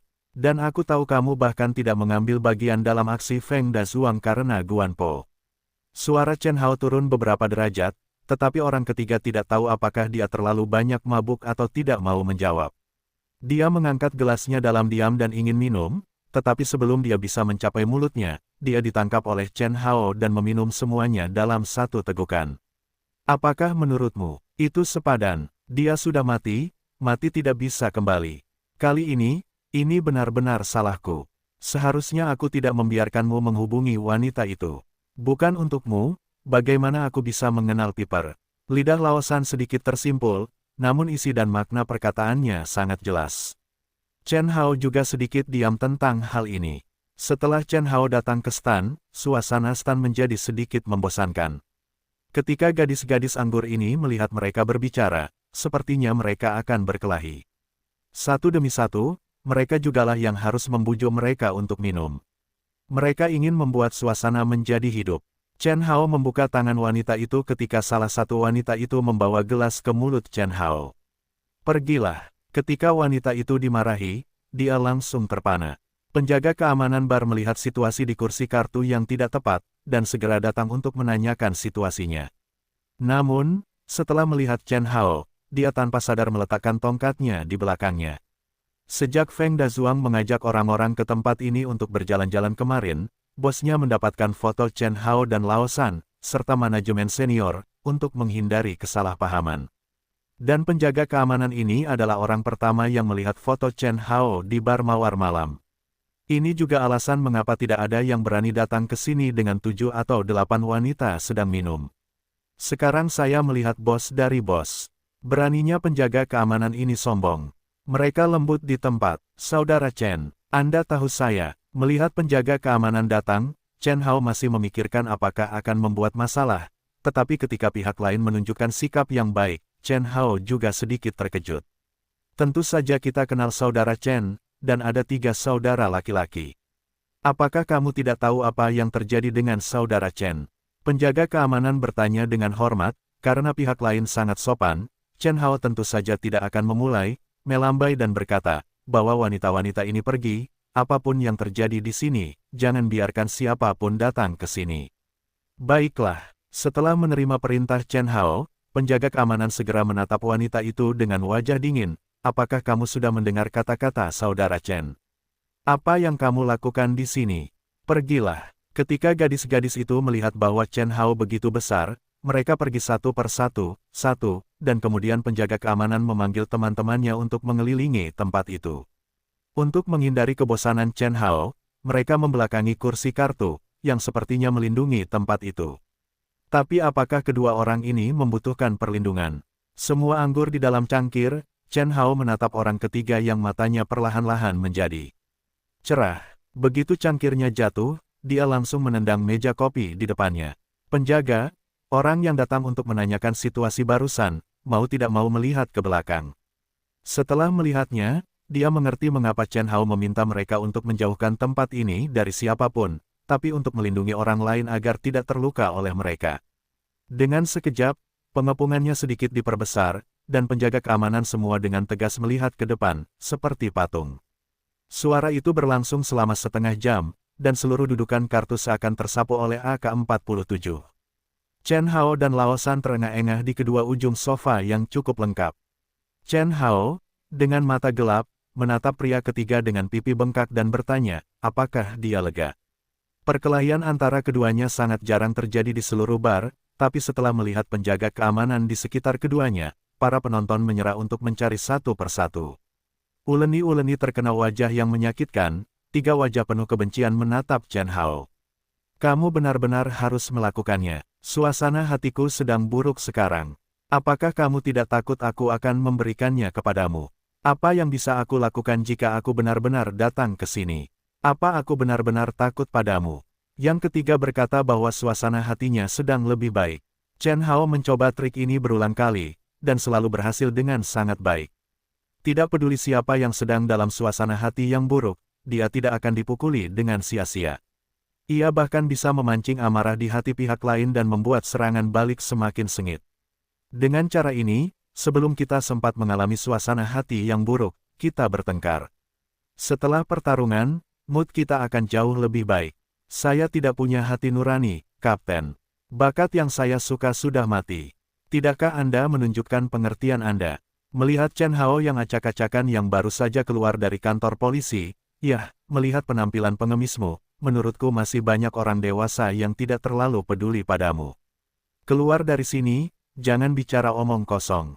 Setelah menendang Lao San dan membiarkannya hidup, Chen Hao menceritakan kepadanya apa yang terjadi di kantor polisi. Setelah mendengarkan cerita Chen Hao, mata orang ketiga menjadi tidak benar. Maksudmu NSA mendatangimu dan ingin kamu bergabung dengan mereka. Kalau itu benar, kenapa kamu tidak setuju? Apakah kamu bodoh atau aku? Dengan es yang dikirim oleh penjaga keamanan, Chen Hao menempelkan es pada memar yang dipukuli oleh orang ketiga, dan menatapnya, apa identitas kita? Apakah orang lain tidak tahu? Sudah kulakukan sebelumnya, apalagi kita bisa berhasil bergabung dengan mereka, mungkin saja mereka akan tersingkir saat ketahuan. Petik 2. Tiga orang tua itu tiba-tiba menyadari dengan wajah penuh, setelah keduanya terdiam lagi. Bahkan jika Chen Hao secara sadar membantu orang ketiga untuk menghilangkan suasana hatinya, tampaknya efeknya tidak sebaik yang diharapkan. Dia menghela nafas tanpa daya. Chen Hao menatap pria ketiga dengan nada sedikit memohon. Jangan merasa bersalah lagi. Kamu tidak bisa disalahkan atas kematian Guan Po. Kamu hanya bisa menyalahkan Yang Hu. Oleh karena itu, kamu tidak boleh dekaden sekarang, tetapi cobalah yang terbaik untuk membunuh Yang Hu. Aku tahu membunuh Yang Hu adalah cara yang benar, tapi bagaimana dengan membunuh Yang Hu? Piper masih mati di depanku, mati di hadapanku, tapi aku tidak bisa berbuat apa-apa. Jika dekadensi ketiga orang tua itu tidak terjadi, rasakan sebelumnya, apa yang dikatakan ketiga orang tua itu sekarang sangat jelas, bahkan Chen Hao tidak bisa menahan kepalanya terkulai setelah mendengar kata-kata ini. Namun, ketika Chen Hao tidak tahu bagaimana membebaskan anak ketiga dari kematian Guan Po, telepon genggamnya berdering. Tepat setelah dia lewat, suara gemuruh datang langsung dari mikrofon. Mati Chen Hao, di mana kamu mati? Tidakkah kamu tahu untuk kembali ke perusahaan ketika kamu keluar dari kantor polisi? Tahukah kamu bahwa kamu adalah anggota perusahaan? Jangan berpikir kamu bisa gegabah jika kamu berinvestasi di perusahaan. Sebelum aku keluar darimu, kamu masih menjadi sekretarisku. Melalui mikrofon, Chen Hao mengerutkan kening dan diam-diam memindahkan ponselnya ke kejauhan. Ketika Song Yao selesai melampiaskan amarahnya, dia mengambil ponselnya. Melihat penampilan hati-hati Chen Hao, orang ketiga di sampingnya tercengang. Dia dan Chen Hao sudah saling kenal sejak lama, tapi ini adalah pertama kalinya dia melihat Chen Hao seperti ini. Seberapa buruk seharusnya pria di ujung telepon itu? Bagaimana kamu bisa menakuti bos Chen seperti ini? Batuk. Chen Hao menatap Lao San dan memberi isyarat padanya untuk tidak berbicara. Inilah balasannya sambil tersenyum, apa, aku baru saja keluar. Aku baru saja bertemu dengan seorang teman lama. Dia harus mengantarku ke bar sebentar, lalu dia ikut denganku. Aku berjanji, aku pasti akan kembali lagi ke perusahaan hari ini, oke. Petik 2. Sekarang Chen Hao masih memiliki sedikit bos gangster, dan adik laki-lakinya yang nomor 100 masih dilindungi 7 atau 8 halaman. Tampak jelas bahwa dia adalah tipikal suami yang pemarah. Dari nada dan ekspresi Chen Hao, dia merasakan pencegahan dari seorang wanita asing di ujung telepon. Teman apa? Pria dan wanita. Song Yao jelas tidak ingin membiarkan Chen Hao pergi begitu saja. Dia memperhatikan mata aneh Lao San. Chen Hao juga tidak berdaya, itu laki-laki. Jika kamu berani bergaul dengan wanita, ketika kamu kembali, kamu akan menunggu aku berurusan denganmu. Chen Hao ingin menjawab kata-kata arogan Song Yao, tetapi melihat mata Lao San, Chen Hao terbatuk, mengucapkan beberapa patah kata, dan menutup telepon. Itu bos perusahaan kita, atasan langsung saya. Kredibilitas penjelasan lemah ini jelas sangat rendah, dan Lao San tidak mau mempercayainya. Mata Chen Hao bergetar maju mundur. Chen Hao bahkan bisa membaca arti mata Lao San. Saya tidak berharap Anda menjadi bos seperti itu. Ayolah, jangan lihat aku seperti itu. Kamu tidak perlu bersedih tentang Guan Po. Aku sudah menemukan solusi yang bagus. Apa yang bisa saya lakukan? Melihat Chen Hao jinak seperti anak kucing untuk pertama kalinya, pikiran Lao Shan sudah lama tertarik pada Guan Po. Dia baru saja mendengar bahwa Chen Hao bekerja di sebuah perusahaan pakaian dalam, tapi dia tidak menyangka akan masuk kelas seperti itu. Melihat Lao Shan tidak berbicara, Chen Hao tidak mau menjelaskan. Lagi pula, dia sudah terlihat, jadi tidak ada gunanya menjelaskannya lagi. Sudah kubilang, sekarang aku akan mengantarmu ke perusahaan. Jangan beritahu siapapun tentang bisnis kita. Ingat, itu siapapun. Dengan itu, Chen Hao diam-diam menambahkan kalimat lain di dalam hatinya. Jika Anda memberitahu seorang wanita suatu berita, itu berarti Anda telah memberitahu orang-orang di seluruh dunia tentang hal itu. Ya, tapi kenapa kamu membawaku ke perusahaanmu? Menurut Lao Shan, bukankah hal terpenting saat ini adalah menyusahkan Yang Hu? Setelah memberitahu Chen Hao keraguan ini, Chen Hao menoleh dan tersenyum tak berdaya. Sejauh ini, aku tidak ingin ada kebakaran di halaman belakang rumahku. Lagi pula, aku sudah lama tidak ke perusahaan. Jika aku tidak menunjukkan wajahku lagi, para wanita itu akan meragukanku. Indra keenam mereka adalah sangat tajam. Chen Hao melunasi tagihannya dan membawa orang ketiga ke bar mawar malam. Faktanya, dia tidak mengatakan ide lain untuk membawa orang ketiga ke perusahaan. Perusahaan ini penuh dengan wanita. Ini sangat cocok untuk generasi ketiga. Mungkin mereka bisa menemukan wanita di perusahaan. Jika bisa dilakukan, urusan Lao Shan bisa diselesaikan dengan mudah. Selain itu, dengan meningkatnya konflik dengan Yang Hu, Chen Hao sangat khawatir dengan kesulitan Yang Hu dalam menemukan Song Yao. Jika orang ketiga ditugaskan ke perusahaan, perusahaan dapat menyelesaikan situasi orang ketiga saat ini dan melindungi mereka, membunuh dua burung dengan satu batu. Dua orang naik taksi ke perusahaan, baru saja memasuki perusahaan, melihat Chen Hao dengan seorang pria asing datang ke perusahaan, di meja depan Xiao Bai dengan rasa ingin tahu berkumpul. Sekretaris Chen, siapa ini? Melihat dada Xiao Bai tanpa meninggalkan jejak apapun, Chen Hao dengan cepat mendapatkan kembali penglihatannya. Di hadapan kakaknya, Chen Hao masih menaruh perhatian besar pada citranya. Namun sepertinya kebiasaan buruk untuk lebih tertarik pada wanita tidak bisa diubah sepenuhnya. Chen Hao selalu meragukan apakah saudara ketiga telah menghancurkan dirinya sendiri. Karena saudara ketiga belum menyingkirkan urusan Guan Po, dia menunjukkan kurangnya minat pada Xiao Bai, yang begitu baik sehingga dia sangat populer. Teman saya baru saja kembali dari luar. Saya mendatangi bos untuk menanyakan apakah saya bisa memberinya pekerjaan. Lagi pula, menurut saya tidak ada satpam di perusahaan. Biarkan dia menjadi satpam atau sesuatu. Jika dia punya kekuatan, dia bisa melakukannya. Setelah menyapa Xiao Bai, Chen Hao membawa Lao Shan ke Song Yao. Di tengah, saya bertemu Sun Feifei. Melihat Chen Hao kembali ke perusahaan, Sun Feifei bisa melihat sedikit kegembiraan di wajahnya. Namun, setelah memperhatikan putra ketiga di samping Chen Hao, dia dengan cepat menahan kegembiraannya dan menganggukkan kepalanya sebagai salam. Selain Sun Feifei dan Xiao Bai di meja depan, wanita yang ditemuinya selama periode ini tidak lagi diceritakan satu persatu. Melihat sekretaris Chen yang berhati hangat, tampan, dan sedikit jahat telah kembali ke perusahaan, gadis-gadis korup di perusahaan tidak begitu bahagia. Bahkan jika Anda melihat orang asing ketiga di sekitar Chen Hao, mereka semua telah menyelesaikan riasannya dan datang untuk menyapa. Ini pertama kalinya Lao Shan yang dikenal tak pernah menyentuh sehelai daun pun di gugusan bunga, mengalami postur seperti itu. Sebaliknya, dia tidak bisa melepaskannya. Dia tertawa sepanjang jalan, dan dia tidak terlihat romantis seperti biasanya. Lagu bos. Setelah mengetuk pintu kantor, Chen Hao menjulurkan kepalanya ke dalam. Song Yao di kantor sedang menelepon. Ketika dia melihat Chen Hao di pintu, dia tiba-tiba memiliki ekspresi yang disebut kemarahan di wajahnya. Dia segera menutup telepon, mengangkat tangannya dan melemparkan file-file di atas meja. Melihat Song Yao melakukannya, Chen Hao tentu saja tidak akan berdiri di sana dengan bodoh dan dipukuli. Dia mencondongkan tubuh untuk menghindari file tersebut, tetapi orang ketiga di belakang Chen Hao sangat beruntung.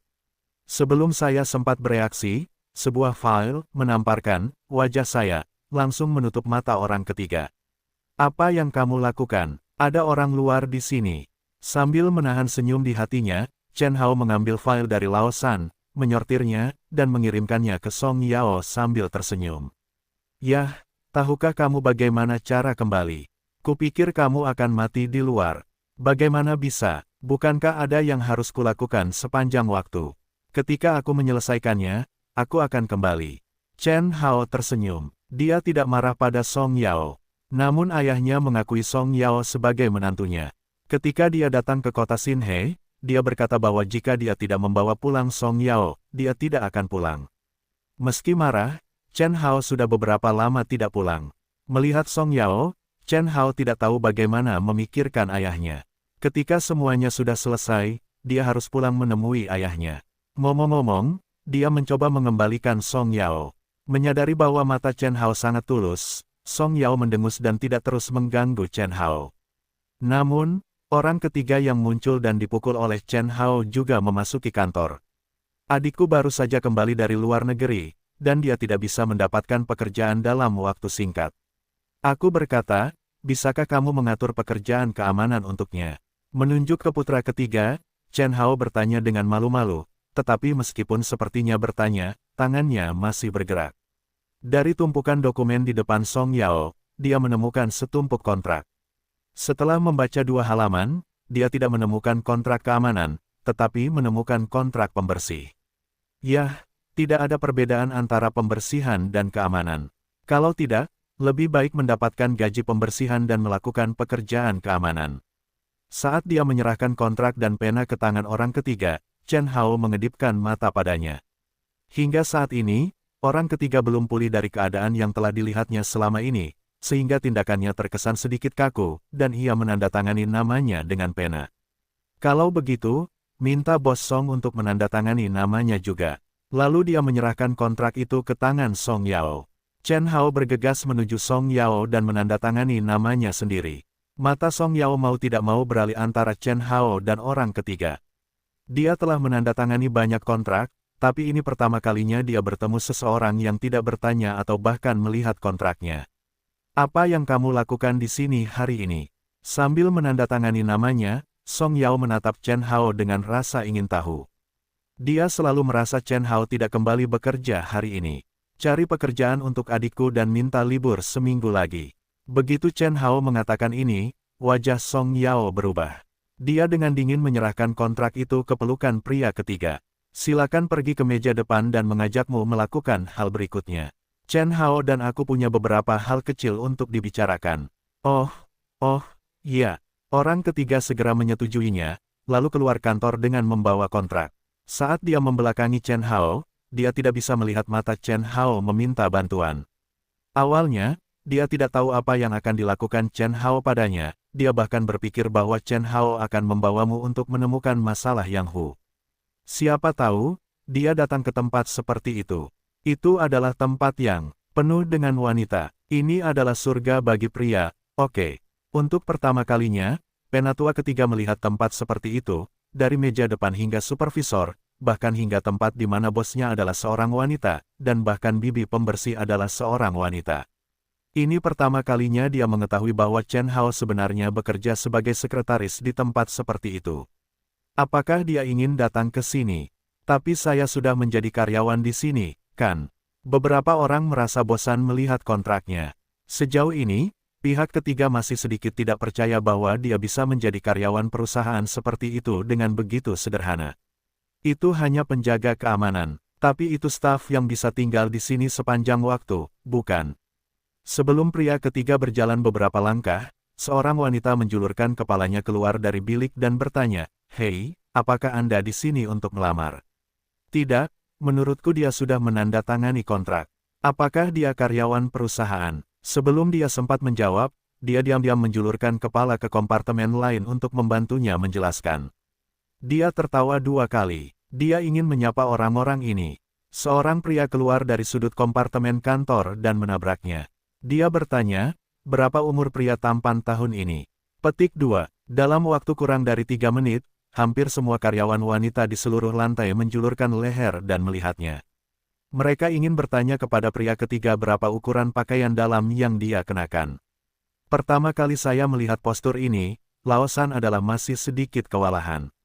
Namun, ini belum berakhir, dan bahkan seorang karyawan wanita telah menggosok yang ketiga, dengan provokatif bertanya, "Saya mendesain pakaian dalam, pria tampan, apakah Anda ingin membantu saya melihatnya?" Orang tersebut tertegun, dan para pegawai wanita pun tertawa satu persatu saat melihat ekspresi ketiganya. Bukan berarti semua wanita di perusahaan SH itu bebas pilih-pilih, tapi karena di tempat ini nyamuk pun berjenis kelamin perempuan, dan laki-laki dilarang untuk melakukannya, masuk di hari kerja. Tidak mudah bertemu pria yang bisa masuk perusahaan kecuali sekretaris Chen. Karyawan wanita yang tidak tahu sudah berapa lama mereka bertahan tentu akan memanfaatkan waktu untuk menggoda. Terlebih lagi, sebagian besar orang yang tinggal di sini untuk mendesain pakaian dalam wanita berpikiran terbuka, jadi mereka tidak peduli dengan ejekan verbal seperti itu. Tapi saat mereka sedang bersenang-senang, Sun Feifei, yang mengenakan pakaian profesional hitam, muncul di tangga. Dia tidak mengatakan apa-apa, hanya berhenti di mana, dan para karyawan wanita menundukkan kepala satu persatu. Dia selalu berpikir bahwa wanita itu mudah untuk dibodohi, tapi kali ini dia selalu melihat 3 wanita dalam sebuah drama, 30 wanita, itu teater besar, 300 wanita, hahaha. Membuat takut para karyawan wanita itu, Sun Feifei, sebagai direktur perusahaan, menoleh dan melihat ke arah kantor. Hanya ada Chen Hao dan Song Yao di kantor, dan jendelanya diblokir oleh partisi. Meskipun dia ingin masuk dan melihat apa yang mereka bicarakan, dia akhirnya menahannya. Apakah milik mereka? Selalu milik mereka, bukan milik mereka, dalam upaya yang sia-sia.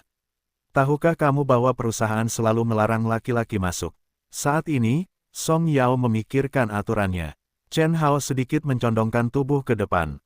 Dia malu melakukan sesuatu padahal ada yang ketiga tadi. Tapi sekarang setelah yang ketiga hilang, dia bisa melakukan apapun yang dia mau.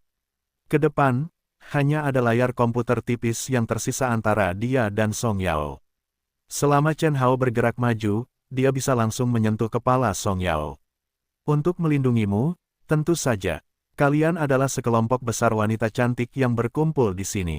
Jika ada penjahat atau sesuatu yang mencari masalah, apakah kalian akan memakai sepatu hak tinggi dan memegang tas untuk bertarung dengan orang lain?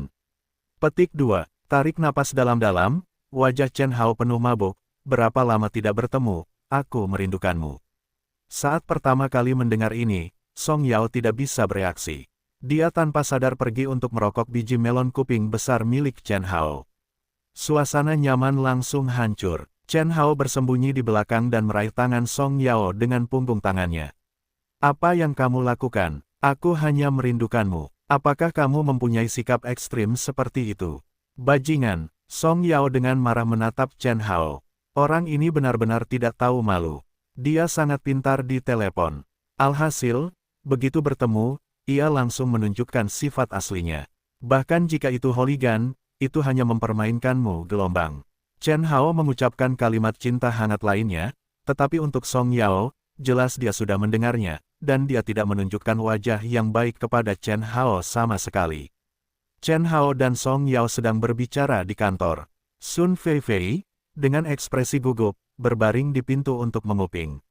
Begitu dia berbalik, dia terkejut. Di belakangnya, ada lebih dari selusin karyawan wanita yang berbaring di depan pintu seperti dirinya. Tapi Sun Feifei terlalu malu untuk memarahi orang lain. Bagaimanapun, dia mengambil kepalanya sendiri. Jadi, sekelompok besar gadis itu seperti serigala seks yang mengintip ke kamar mandi wanita. Itu adalah konsentrasi. Situasi Chen Hao ringan, sementara Yang Hu dan partainya di distrik Jiangnan berlumuran darah. Di halaman Yang Hu, Tuan Murakami berdiri di depan sekelompok orang yang berlutut di tanah dengan tubuh bagian atas telanjang. Yang Hu sedang menonton pertunjukan dengan cangkir anggurnya. Kamu telah menghancurkan semangat Bushido di Kekaisaran Jepang yang agung. Juga melanggar perjanjian antara bos Yang dan aku. Tapi sekarang adalah waktunya untuk mempekerjakan orang, jadi aku tidak akan peduli lagi, tapi kuharap di tindakan selanjutnya, kamu dapat melakukan hal-hal yang sesuai dengan kekuatanmu sendiri. Untuk menyelamatkan semangat Bushido saya. Hai, berlutut di tanah lebih dari 20 orang harus lewat, berpegangan pada sisi pisau, menggigit gigi di perut untuk menggambar garis. Pisau ini memotong kulit, namun tidak melukai organ dalam. Itu sebuah formulir. Namun meski begitu, Orang yang bisa gigit gigi dan membuat luka panjang di perutnya juga bisa melihat betapa kuatnya kemauannya. Bos Yang, apakah Anda puas dengan ini? Menurut peraturan Bushido saya, mereka yang gagal dalam misi tidak memenuhi syarat untuk hidup. Namun, kali ini situasinya istimewa. Jika orang-orang ini mati, kami juga akan menghadapi situasi tidak ada yang tersedia. Jadi terimalah permintaan maaf kami.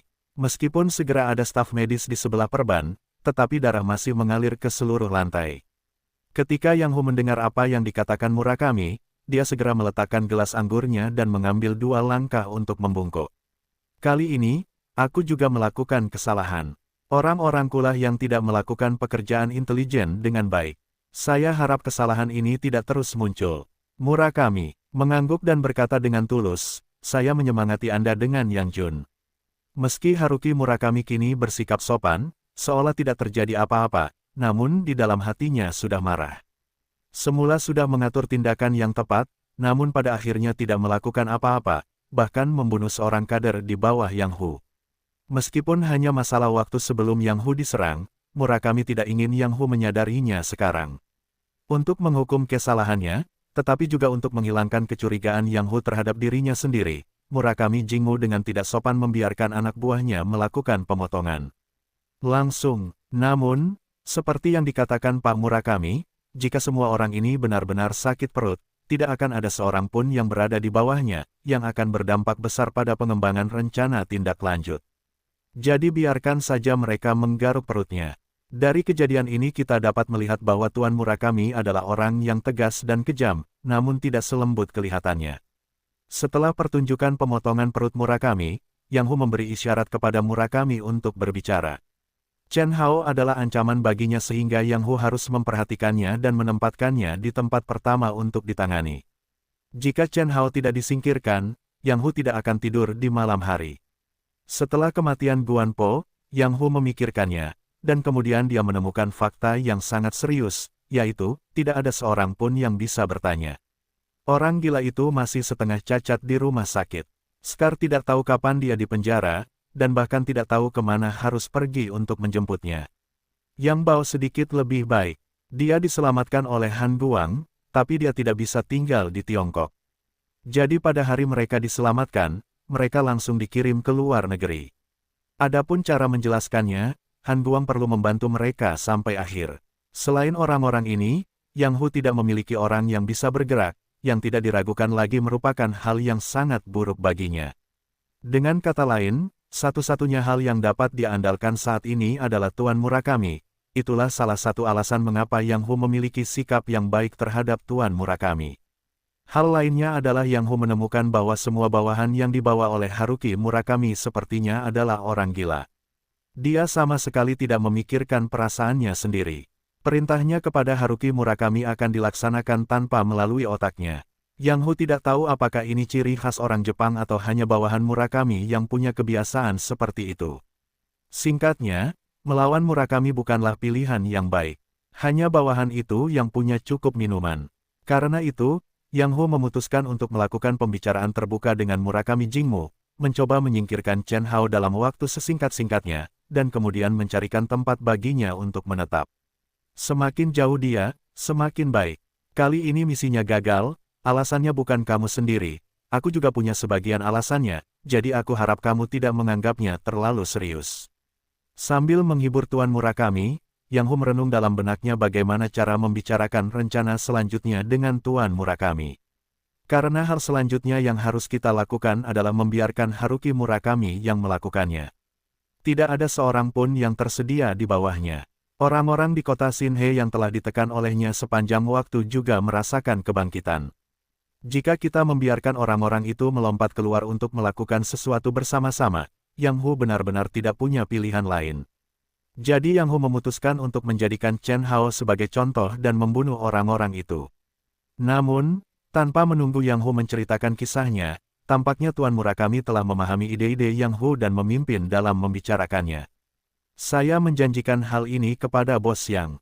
Chen Hao, yakinlah, saya pasti akan membantu Anda memenangkannya, tapi saya harap Bos Yang dapat membantu kami sedikit.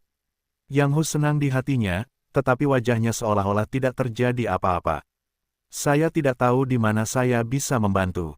Kami tidak terbiasa dengan kehidupan dan tanah kami di kota Sinhe, jadi saya berharap bos yang dapat memberi kami beberapa informasi dan tenaga, jadi bos yang tidak perlu khawatir tentang hal itu. Tampaknya Haruki Murakami melakukan perjalanan khusus untuk menyelesaikan masalah Yang Hu. Dia tidak membutuhkan Yang Hu untuk berbicara sama sekali. Dia membantu Yang Hu melakukan apa yang dia ingin lakukan selangkah demi selangkah. Yang Hu sangat puas dengan ini, tetapi dia tidak tahu bahwa Chen Hao telah melakukan sesuatu untuknya karena kematian dan cedera bawahannya. Keadaan darurat ini membuat Yang Hu pusing dan bahkan melupakan pepatah terkenal. Pai yang jatuh dari langit akan membunuh orang. Sama sekali tidak masalah. Selama itu di kota Sinhe, saya tidak setuju dengan Anda. Anda tidak perlu khawatir tentang jejak Chen Hao. Saya sudah mengatur seseorang untuk memeriksanya lagi. Anda harus mendapatkan beritanya besok pagi. Dada Yang Hu bertepuk tangan, hati Murakami Jingmu tak henti-hentinya mencibir, hingga kini masih bilang tidak ada dua. New River memiliki total 3 wilayah besar, Distrik New River, Distrik Jiangbei, dan Distrik Jiangnan. Kini Distrik Jiangbei telah direbut seluruhnya oleh Moses Chan. Distrik Jiangnan merupakan benteng pertahanan Yang Hu, sehingga masih dalam kendali penuh. Distrik Sinhe adalah tempat departemen pemerintah memiliki kantor dan pasukan keamanan terkuat, jadi Yang Hu tidak berani terlalu sombong di sana. Secara keseluruhan, Yang Hu kini hanya memiliki sebagian wilayah di distrik Jiangnan. Ketika dia keluar dari distrik Jiangnan, kata-katanya bahkan tidak berhasil. Namun sejauh ini Yang Hu masih penuh percaya diri. Murakami benar-benar bertanya-tanya dari mana rasa percaya diri Yang Hu berasal. Namun, dia tidak secara langsung memahami hal ini. Murakami masih berharap bisa mengendalikan Yang Hu. Sekarang, jika Anda memberitahu dia berita itu, tidakkah Anda akan menyerahkan hasil kerja Anda? Kalau begitu, terima kasih Bos Yang. Sekarang saya akan mengumpulkan bawahan saya untuk membentuk tim. Saya harap berita Bos Yang bisa tersampaikan tepat waktu. Sikap Murakami sangat rendah. Yang Hu tertawa. Seberapa bahagia suasana hatinya. Menurut Yang Hu, Chen Hao seperti belalang setelah musim gugur. Dia tidak akan bisa bangkit selama beberapa hari. Namun, Yang Hu tidak menyadari bahwa dia juga menjadi belalang setelah musim gugur dan tidak akan bisa melompat selama beberapa hari. Saat Murakami dan Yang Hu sedang mengobrol di dalam kamar, punggungan kuil Miyamoto, yang baru saja membalut lukanya, mendatangi Murakami Jiro dengan ekspresi malu. Suami kedua, maaf, aku belum menyelesaikan tugasku. Ketika Murakami, yang selalu kedinginan, melihat punggung kuil Miyamoto, dia jarang menunjukkan ekspresi kepuasan di wajahnya. Dia mengulurkan tangan dan menyentuh kepala punggung kuil Miyamoto. Murakami menghiburnya dengan berkata, apakah kamu lupa tujuan datang ke Tiongkok? Tidak, punggungan kuil Miyamoto berlutut dengan satu kaki dengan mata yang tulus. Jelas sekali bahwa pisau itu tidak menimbulkan banyak trauma baginya. Sebaliknya, hal itu membangkitkan darah di punggung bukit kuil Miyamoto dan kebenciannya terhadap Chen Hao dan lainnya. Tapi aku tidak menyangka akan bertemu lawan sekuat itu dalam misi pertamaku di Tiongkok. Aku ceroboh. Berbicara tentang kecerobohannya, wajah Miyamoto semakin malu, sementara Murakami terkekeh. Anda harus tahu bahwa tujuan kedatangan Anda ke Tiongkok adalah untuk bertemu musuh yang lebih kuat, dan kemudian melalui pelatihan, memecahkan hambatan Anda sendiri dan maju ke tingkat kendo yang lebih tinggi. Oleh karena itu, ada baiknya Anda bertemu dengan yang lebih kuat, musuh, dan kamu tidak perlu malu atas kegagalanmu. Jelas sekali, Murakami juga seorang pembicara yang baik, tetapi karena dia biasanya tidak berbicara, dia terlihat sedikit diam. Kamu harus bersemangat dan bersemangat, karena kamu akan menjadi lebih kuat setelah mengalahkan musuh yang lebih kuat dari kamu. Ingatlah bahwa semua musuh akan menjadi batu loncatan bagimu dan batu asa untuk kesuksesanmu. Iya, aku percaya. Miyamoto setengah berlutut di depan Murakami, dan tidak merasa ada yang tidak beres. Murakami mengangguk pelan setelah mendengar perkataan Miyamoto, lalu mengangkat Miyamoto dari tanah. Ada pepatah di China yaitu sangat bagus. Hidup itu seperti berlayar melawan arus. Jika Anda tidak maju, Anda akan mundur. Jadi yang harus kita lakukan adalah menghadapi kesulitan. Petik 2. Ya, aku akan menghadapi tantangan ini. Pembicaraan dengan Murakami membuat api kebanggaan di hati Miyamoto kembali berkobar. Saya master termuda Kendo Jepang dan satu-satunya yang memiliki harapan untuk mencapai level Master Kendo sebelum usia 30 tahun. Saya tidak membutuhkan rasa frustrasi. Satu-satunya hal yang perlu saya lakukan adalah melakukannya kalahkan musuh. Miyamoto tidak mengatakan sepatah kata pun, tapi punggungnya lurus dan lurus. Ketika sebuah kata selesai, dia setajam pedang. Saya sangat senang Anda memiliki ide ini. Jadi yang perlu Anda lakukan selanjutnya adalah menemukan musuh Anda dan biarkan mereka melihat kekuatan Anda yang sebenarnya. Murakami mengambil strip panjang yang dibungkus tas kain hitam dari rombongannya. Dia membuka tas itu dan mengambil pisau dari dalamnya. Ada beberapa perbedaan halus antara pisau ini dan yang digunakan di punggung kuil Miyamoto sebelumnya, tetapi hal ini terutama tercermin pada panjangnya. Terlihat jelas bahwa pisau di tangan Murakami tidak sepanjang yang ada di pinggang punggung kuil Miyamoto. Asteris-asteris inilah peninggalan ayahmu kepadaku sebelum dia pergi. Dia bilang dia akan memberikannya padamu pada waktunya. Saya pikir ini saatnya untuk melakukan itu. Anda harus membiarkan babi-babi ini melihat pengalamannya. Seberapa burukkah aliran keluarga Gong? Melihat dao di tangan Murakami, Miyamoto siling agak membosankan. Dia sangat bingung mengapa dia berubah dari dao ganda menjadi dao tunggal setelah dia lahir. Sekarang dia akhirnya mengerti alasannya. Pisau lain, ayahku telah mempersiapkannya sendiri. Chen Hao, yang berada jauh di distrik Jiangbei, tentu saja tidak mengetahui bahwa Villa Yang Hu di distrik Jiangnan melakukan hal seperti itu, karena dia masih bertengkar dengan Song Yao tentang meminta izin. Kamu hanya perlu mengangguk. Tahukah kamu berapa banyak waktu libur yang kamu ambil bulan ini? Apalagi, apa kamu lupa siapa? Kamu, apakah kamu ingin aku mengingatkanmu sedikit? Meskipun dia mengkhawatirkan Chen Hao di dalam hatinya, Song Yao tidak dapat mengungkapkan kekhawatirannya, jadi terjadilah adegan seperti itu. Dia berpura-pura menjadi kejam dan mencoba menarik perhatian Chen Hao. Chen Hao, mantan kutu buku, mungkin tidak bisa menebak maksud Song Yao, tapi sekarang. Setelah 5 tahun bekerja keras di luar, Chen Hao, yang terbiasa dengan dunia, telah lama memahami maksud Song Yao. Tetapi karena Chen Hao mengetahuinya, dia tidak berani mengungkapkan pikirannya sekarang. Karena kehidupan Chen Hao tidak damai, dia tidak ingin melibatkan Song Yao dalam urusannya sendiri, yang jelas bukan hal yang baik untuknya. Terlebih lagi, musuh Chen Hao telah muncul dengan seorang pria yang tidak mengetahui asal-usulnya, hanya mereka yang menggunakan pedang samurai. Jika tebakan Chen Hao benar, pihak lain pastilah orang Jepang, karena di Tiongkok, tidak banyak orang yang menggunakan pedang samurai dengan lancar, apalagi mereka bisa membentuk organisasi dan berskala.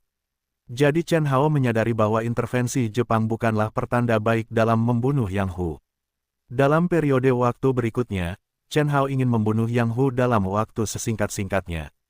Ngomong-ngomong, dia mengeluarkan orang Jepang yang bersembunyi di belakang Yang Hu. Dia ingin melihat apakah pria bermata panjang itu menyelinap di belakangnya.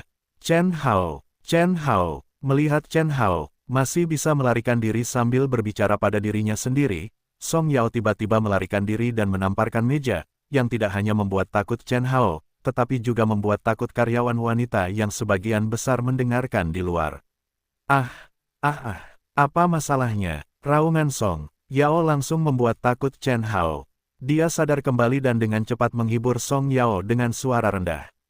Saya meminta izin, ada yang harus aku lakukan akhir-akhir ini, jadi tolong beri aku waktu.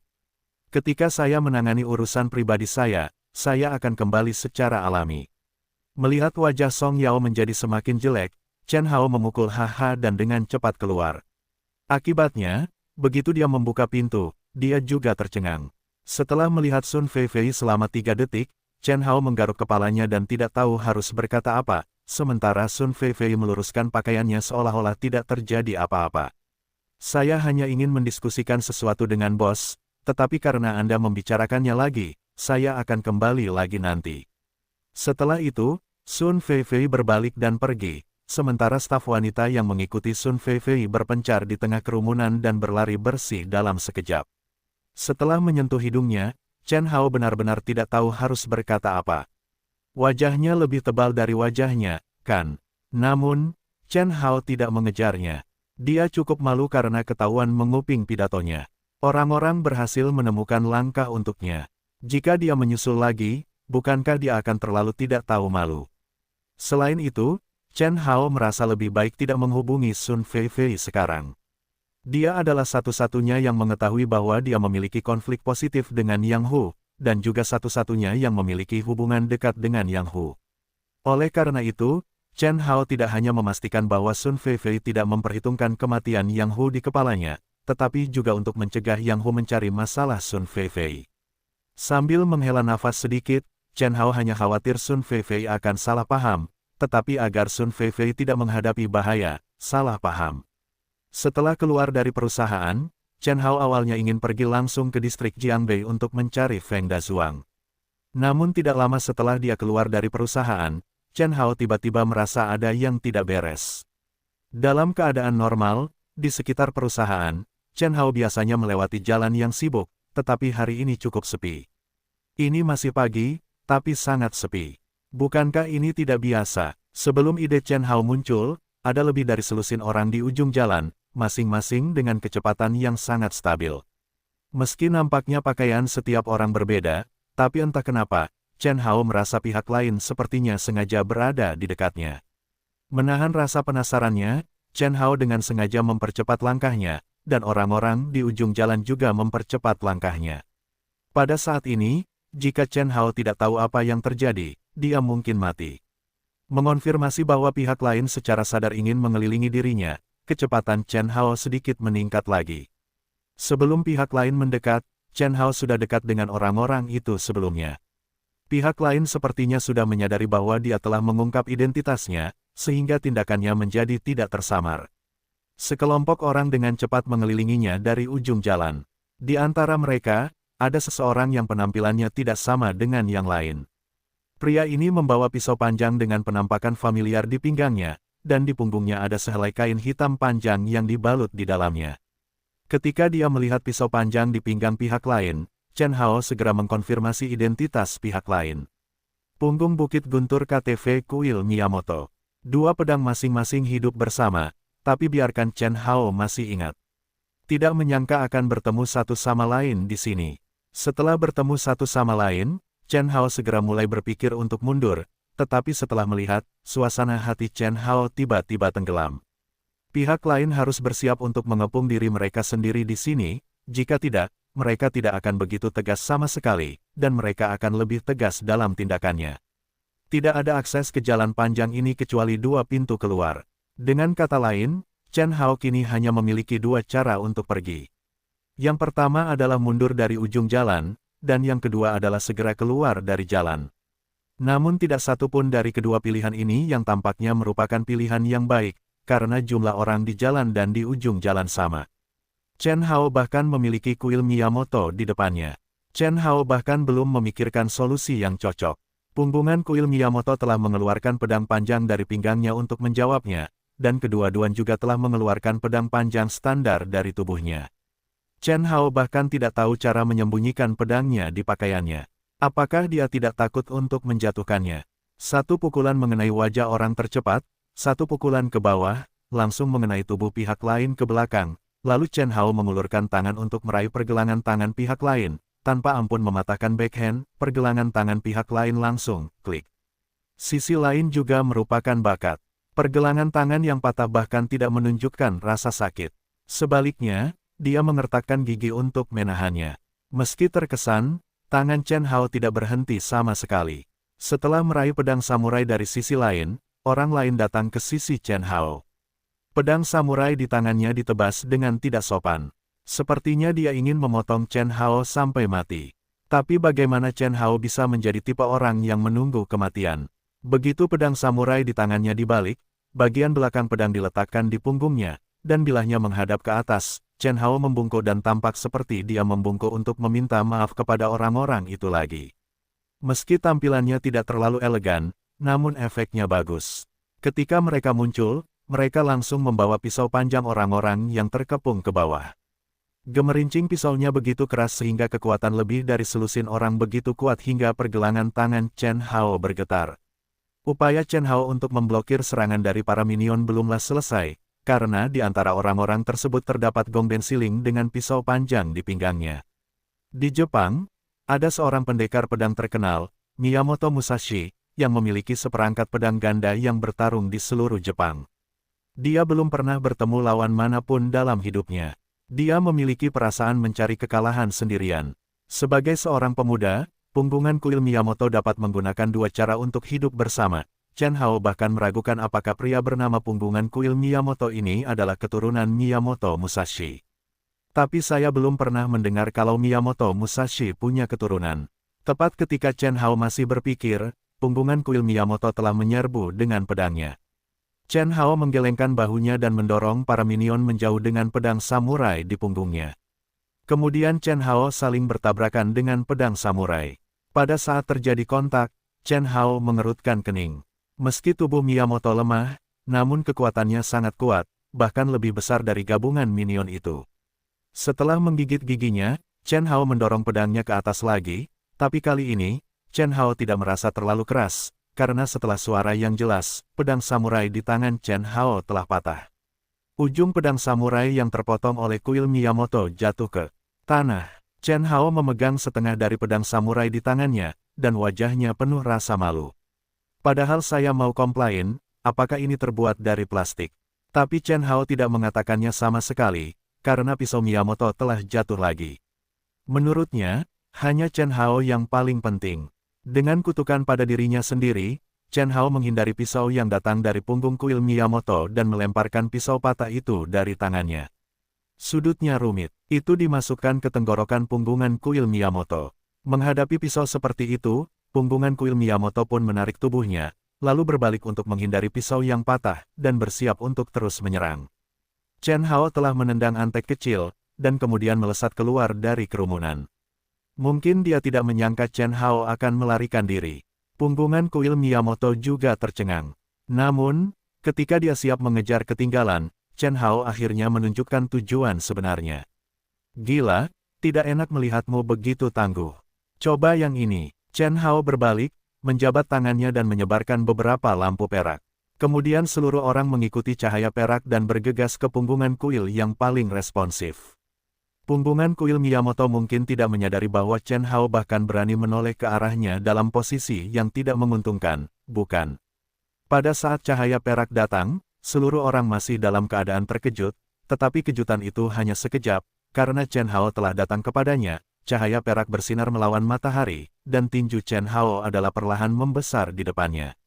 Seolah-olah sebuah meteorit telah jatuh, kuil Miyamoto hampir secara tidak sadar akan runtuh kembali. Manfaat olahraga bertahun-tahun juga sangat jelas. Pikiran itu cepat, dan tidak ada kasus di mana tubuh tidak dapat mengimbangi pikiran.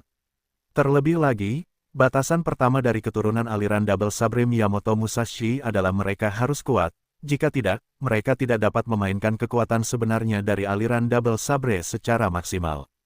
Karena itulah setelah Miyamoto Musashi, keluarga Miyamoto tidak pernah memiliki orang jenius seperti Miyamoto Musashi.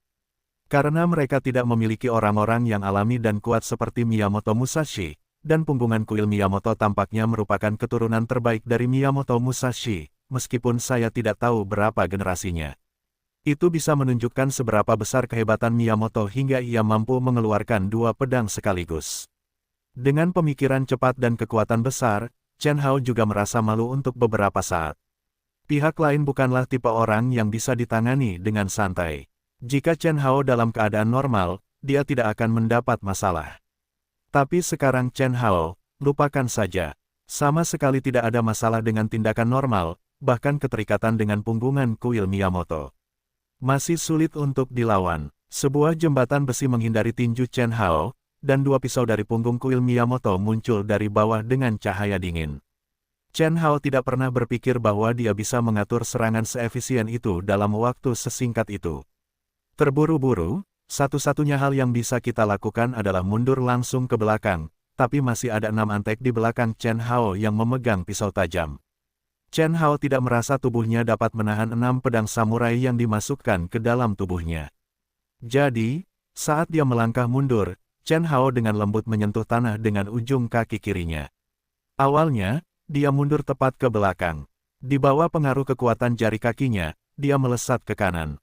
Dalam hitungan detik, Chen Hao berhasil menghindari serangan dari belakang.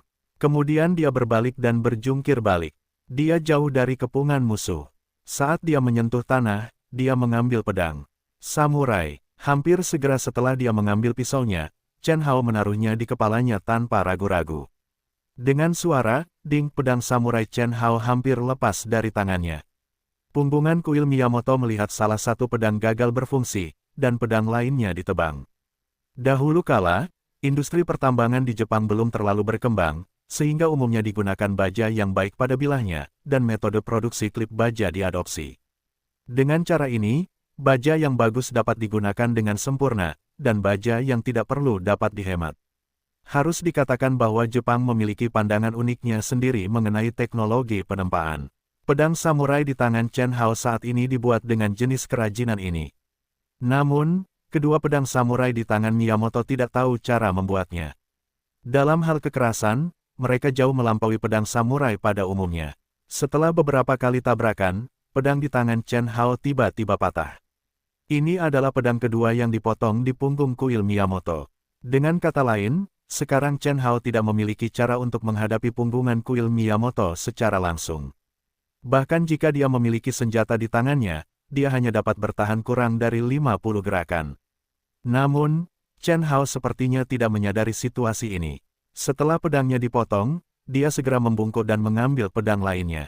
Saat bertarung dengan punggungan kuil Miyamoto, Chen Hao tidak lupa menghadapi minion yang berdiri di belakangnya. Setelah hampir 20 menit konfrontasi, semua antek yang dibawa kembali dari punggung kuil Miyamoto telah jatuh ke tanah, dan nyawa mereka tidak diketahui.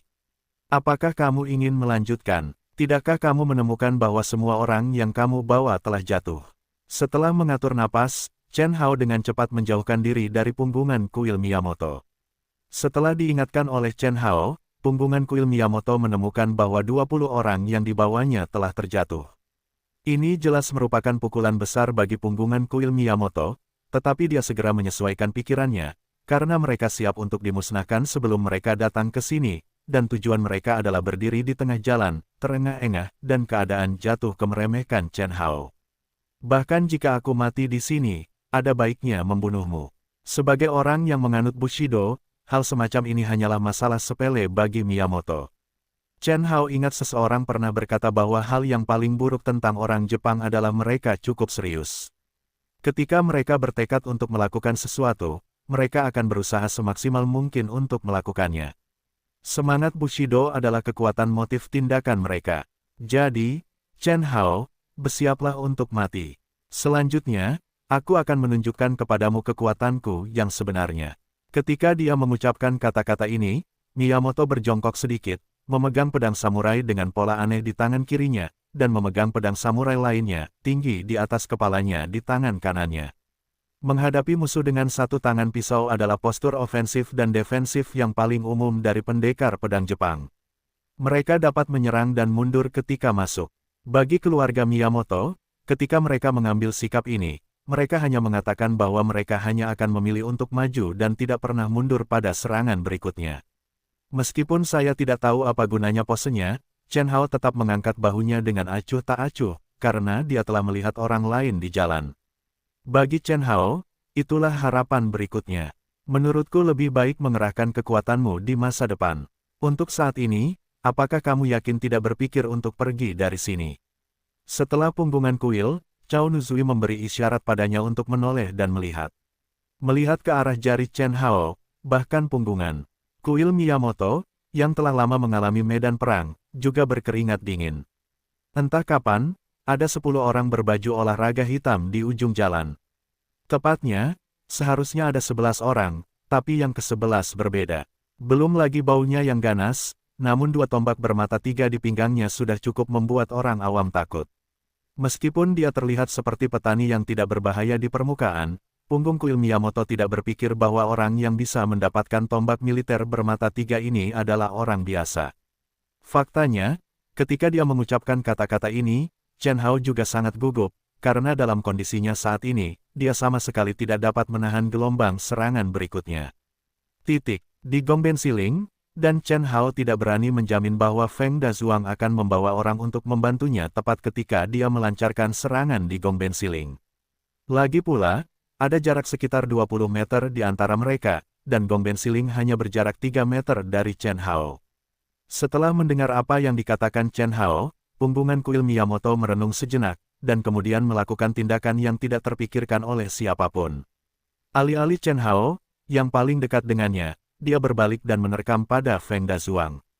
Chen Hao juga linglung. Awalnya, dia mengira punggungan kuil Miyamoto akan memilih untuk pergi atau menyerang dirinya sendiri, tapi sekarang dia berbalik menyerang Feng Dazuang untuk menghadapinya. Tentu saja, Miyamoto tidak berpikir seperti itu. Pria yang telah menghabiskan banyak kekuatan fisik dan pria yang dalam keadaan kenyang, dengan musuh di mana-mana di sekelilingnya, sekilas Anda dapat melihat mana yang lebih baik atau mana yang lebih lemah. Miyamoto Siling juga memilih untuk menyerang Feng Dazuang karena alasannya sendiri, karena dia datang ke sini terutama untuk menenangkan diri, dan kemudian untuk menyelesaikan tugas Haruki Murakami. Karena itu, alasan Miyamoto melakukan hal itu sangat jelas. Namun, sepertinya dia terlalu memikirkan dirinya sendiri. Feng Dazuang bukanlah Chen Hao yang telah terluka beberapa kali berturut-turut. Dia dalam kondisi penuh dan memiliki kekuatan untuk melawan Sang Gongben Siling. Terlebih lagi, Feng Dazuang juga didampingi oleh para pembantunya. Apakah sulit mengharapkan Feng Dazuang untuk bergegas dan bertarung satu sama lain seperti Miyamoto? Berhenti menggodaku. Selain ketekunan yang dibawa oleh semangat Bushido pada orang Jepang, hal lainnya adalah mereka terlalu kaku. Di medan Perang Dunia II, ketika Tiongkok dan Jepang bertempur, mereka kehabisan amunisi dan memuat bayonet untuk pertempuran jarak dekat. Jepang akan selalu mengeluarkan klip amunisinya dan kemudian memasukkan bayonet sesuai dengan manual operasi infanteri, dan kemudian melakukan pertempuran jarak dekat. Orang Tiongkok selalu melawan bayonet dengan klip amunisinya. Ketika kedua belah pihak menemui jalan buntu, pihak Tiongkok akan menarik pelatuknya, Pak, dan kemudian terus mencari musuh berikutnya. Jadi Feng Dazuang dengan tidak sopan mengajak 10 orang kuat untuk mengelilinginya. Ini yang dia bawa dari punggungan kuil Gongben. Ketika informasi bantuan Chen Hao dikirim, Feng Dazuang segera memilih 10 orang paling kuat dan bergegas mendukung mereka. Bagaimana orang biasa bisa dilihat oleh Feng Dazuang?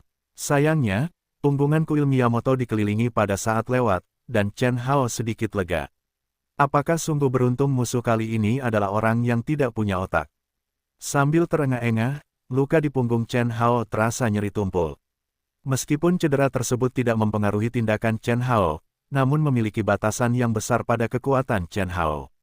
Punggungan kuil Miyamoto, dia benar-benar musuh langsung, tapi sekarang orang seperti itu lebih baik mati. Chen Hao tidak punya banyak waktu untuk terlibat satu sama lain. Namun, yang tidak dia ketahui adalah ketika Chen Hao sedang beristirahat, seorang pria berjaket hitam muncul di jalan.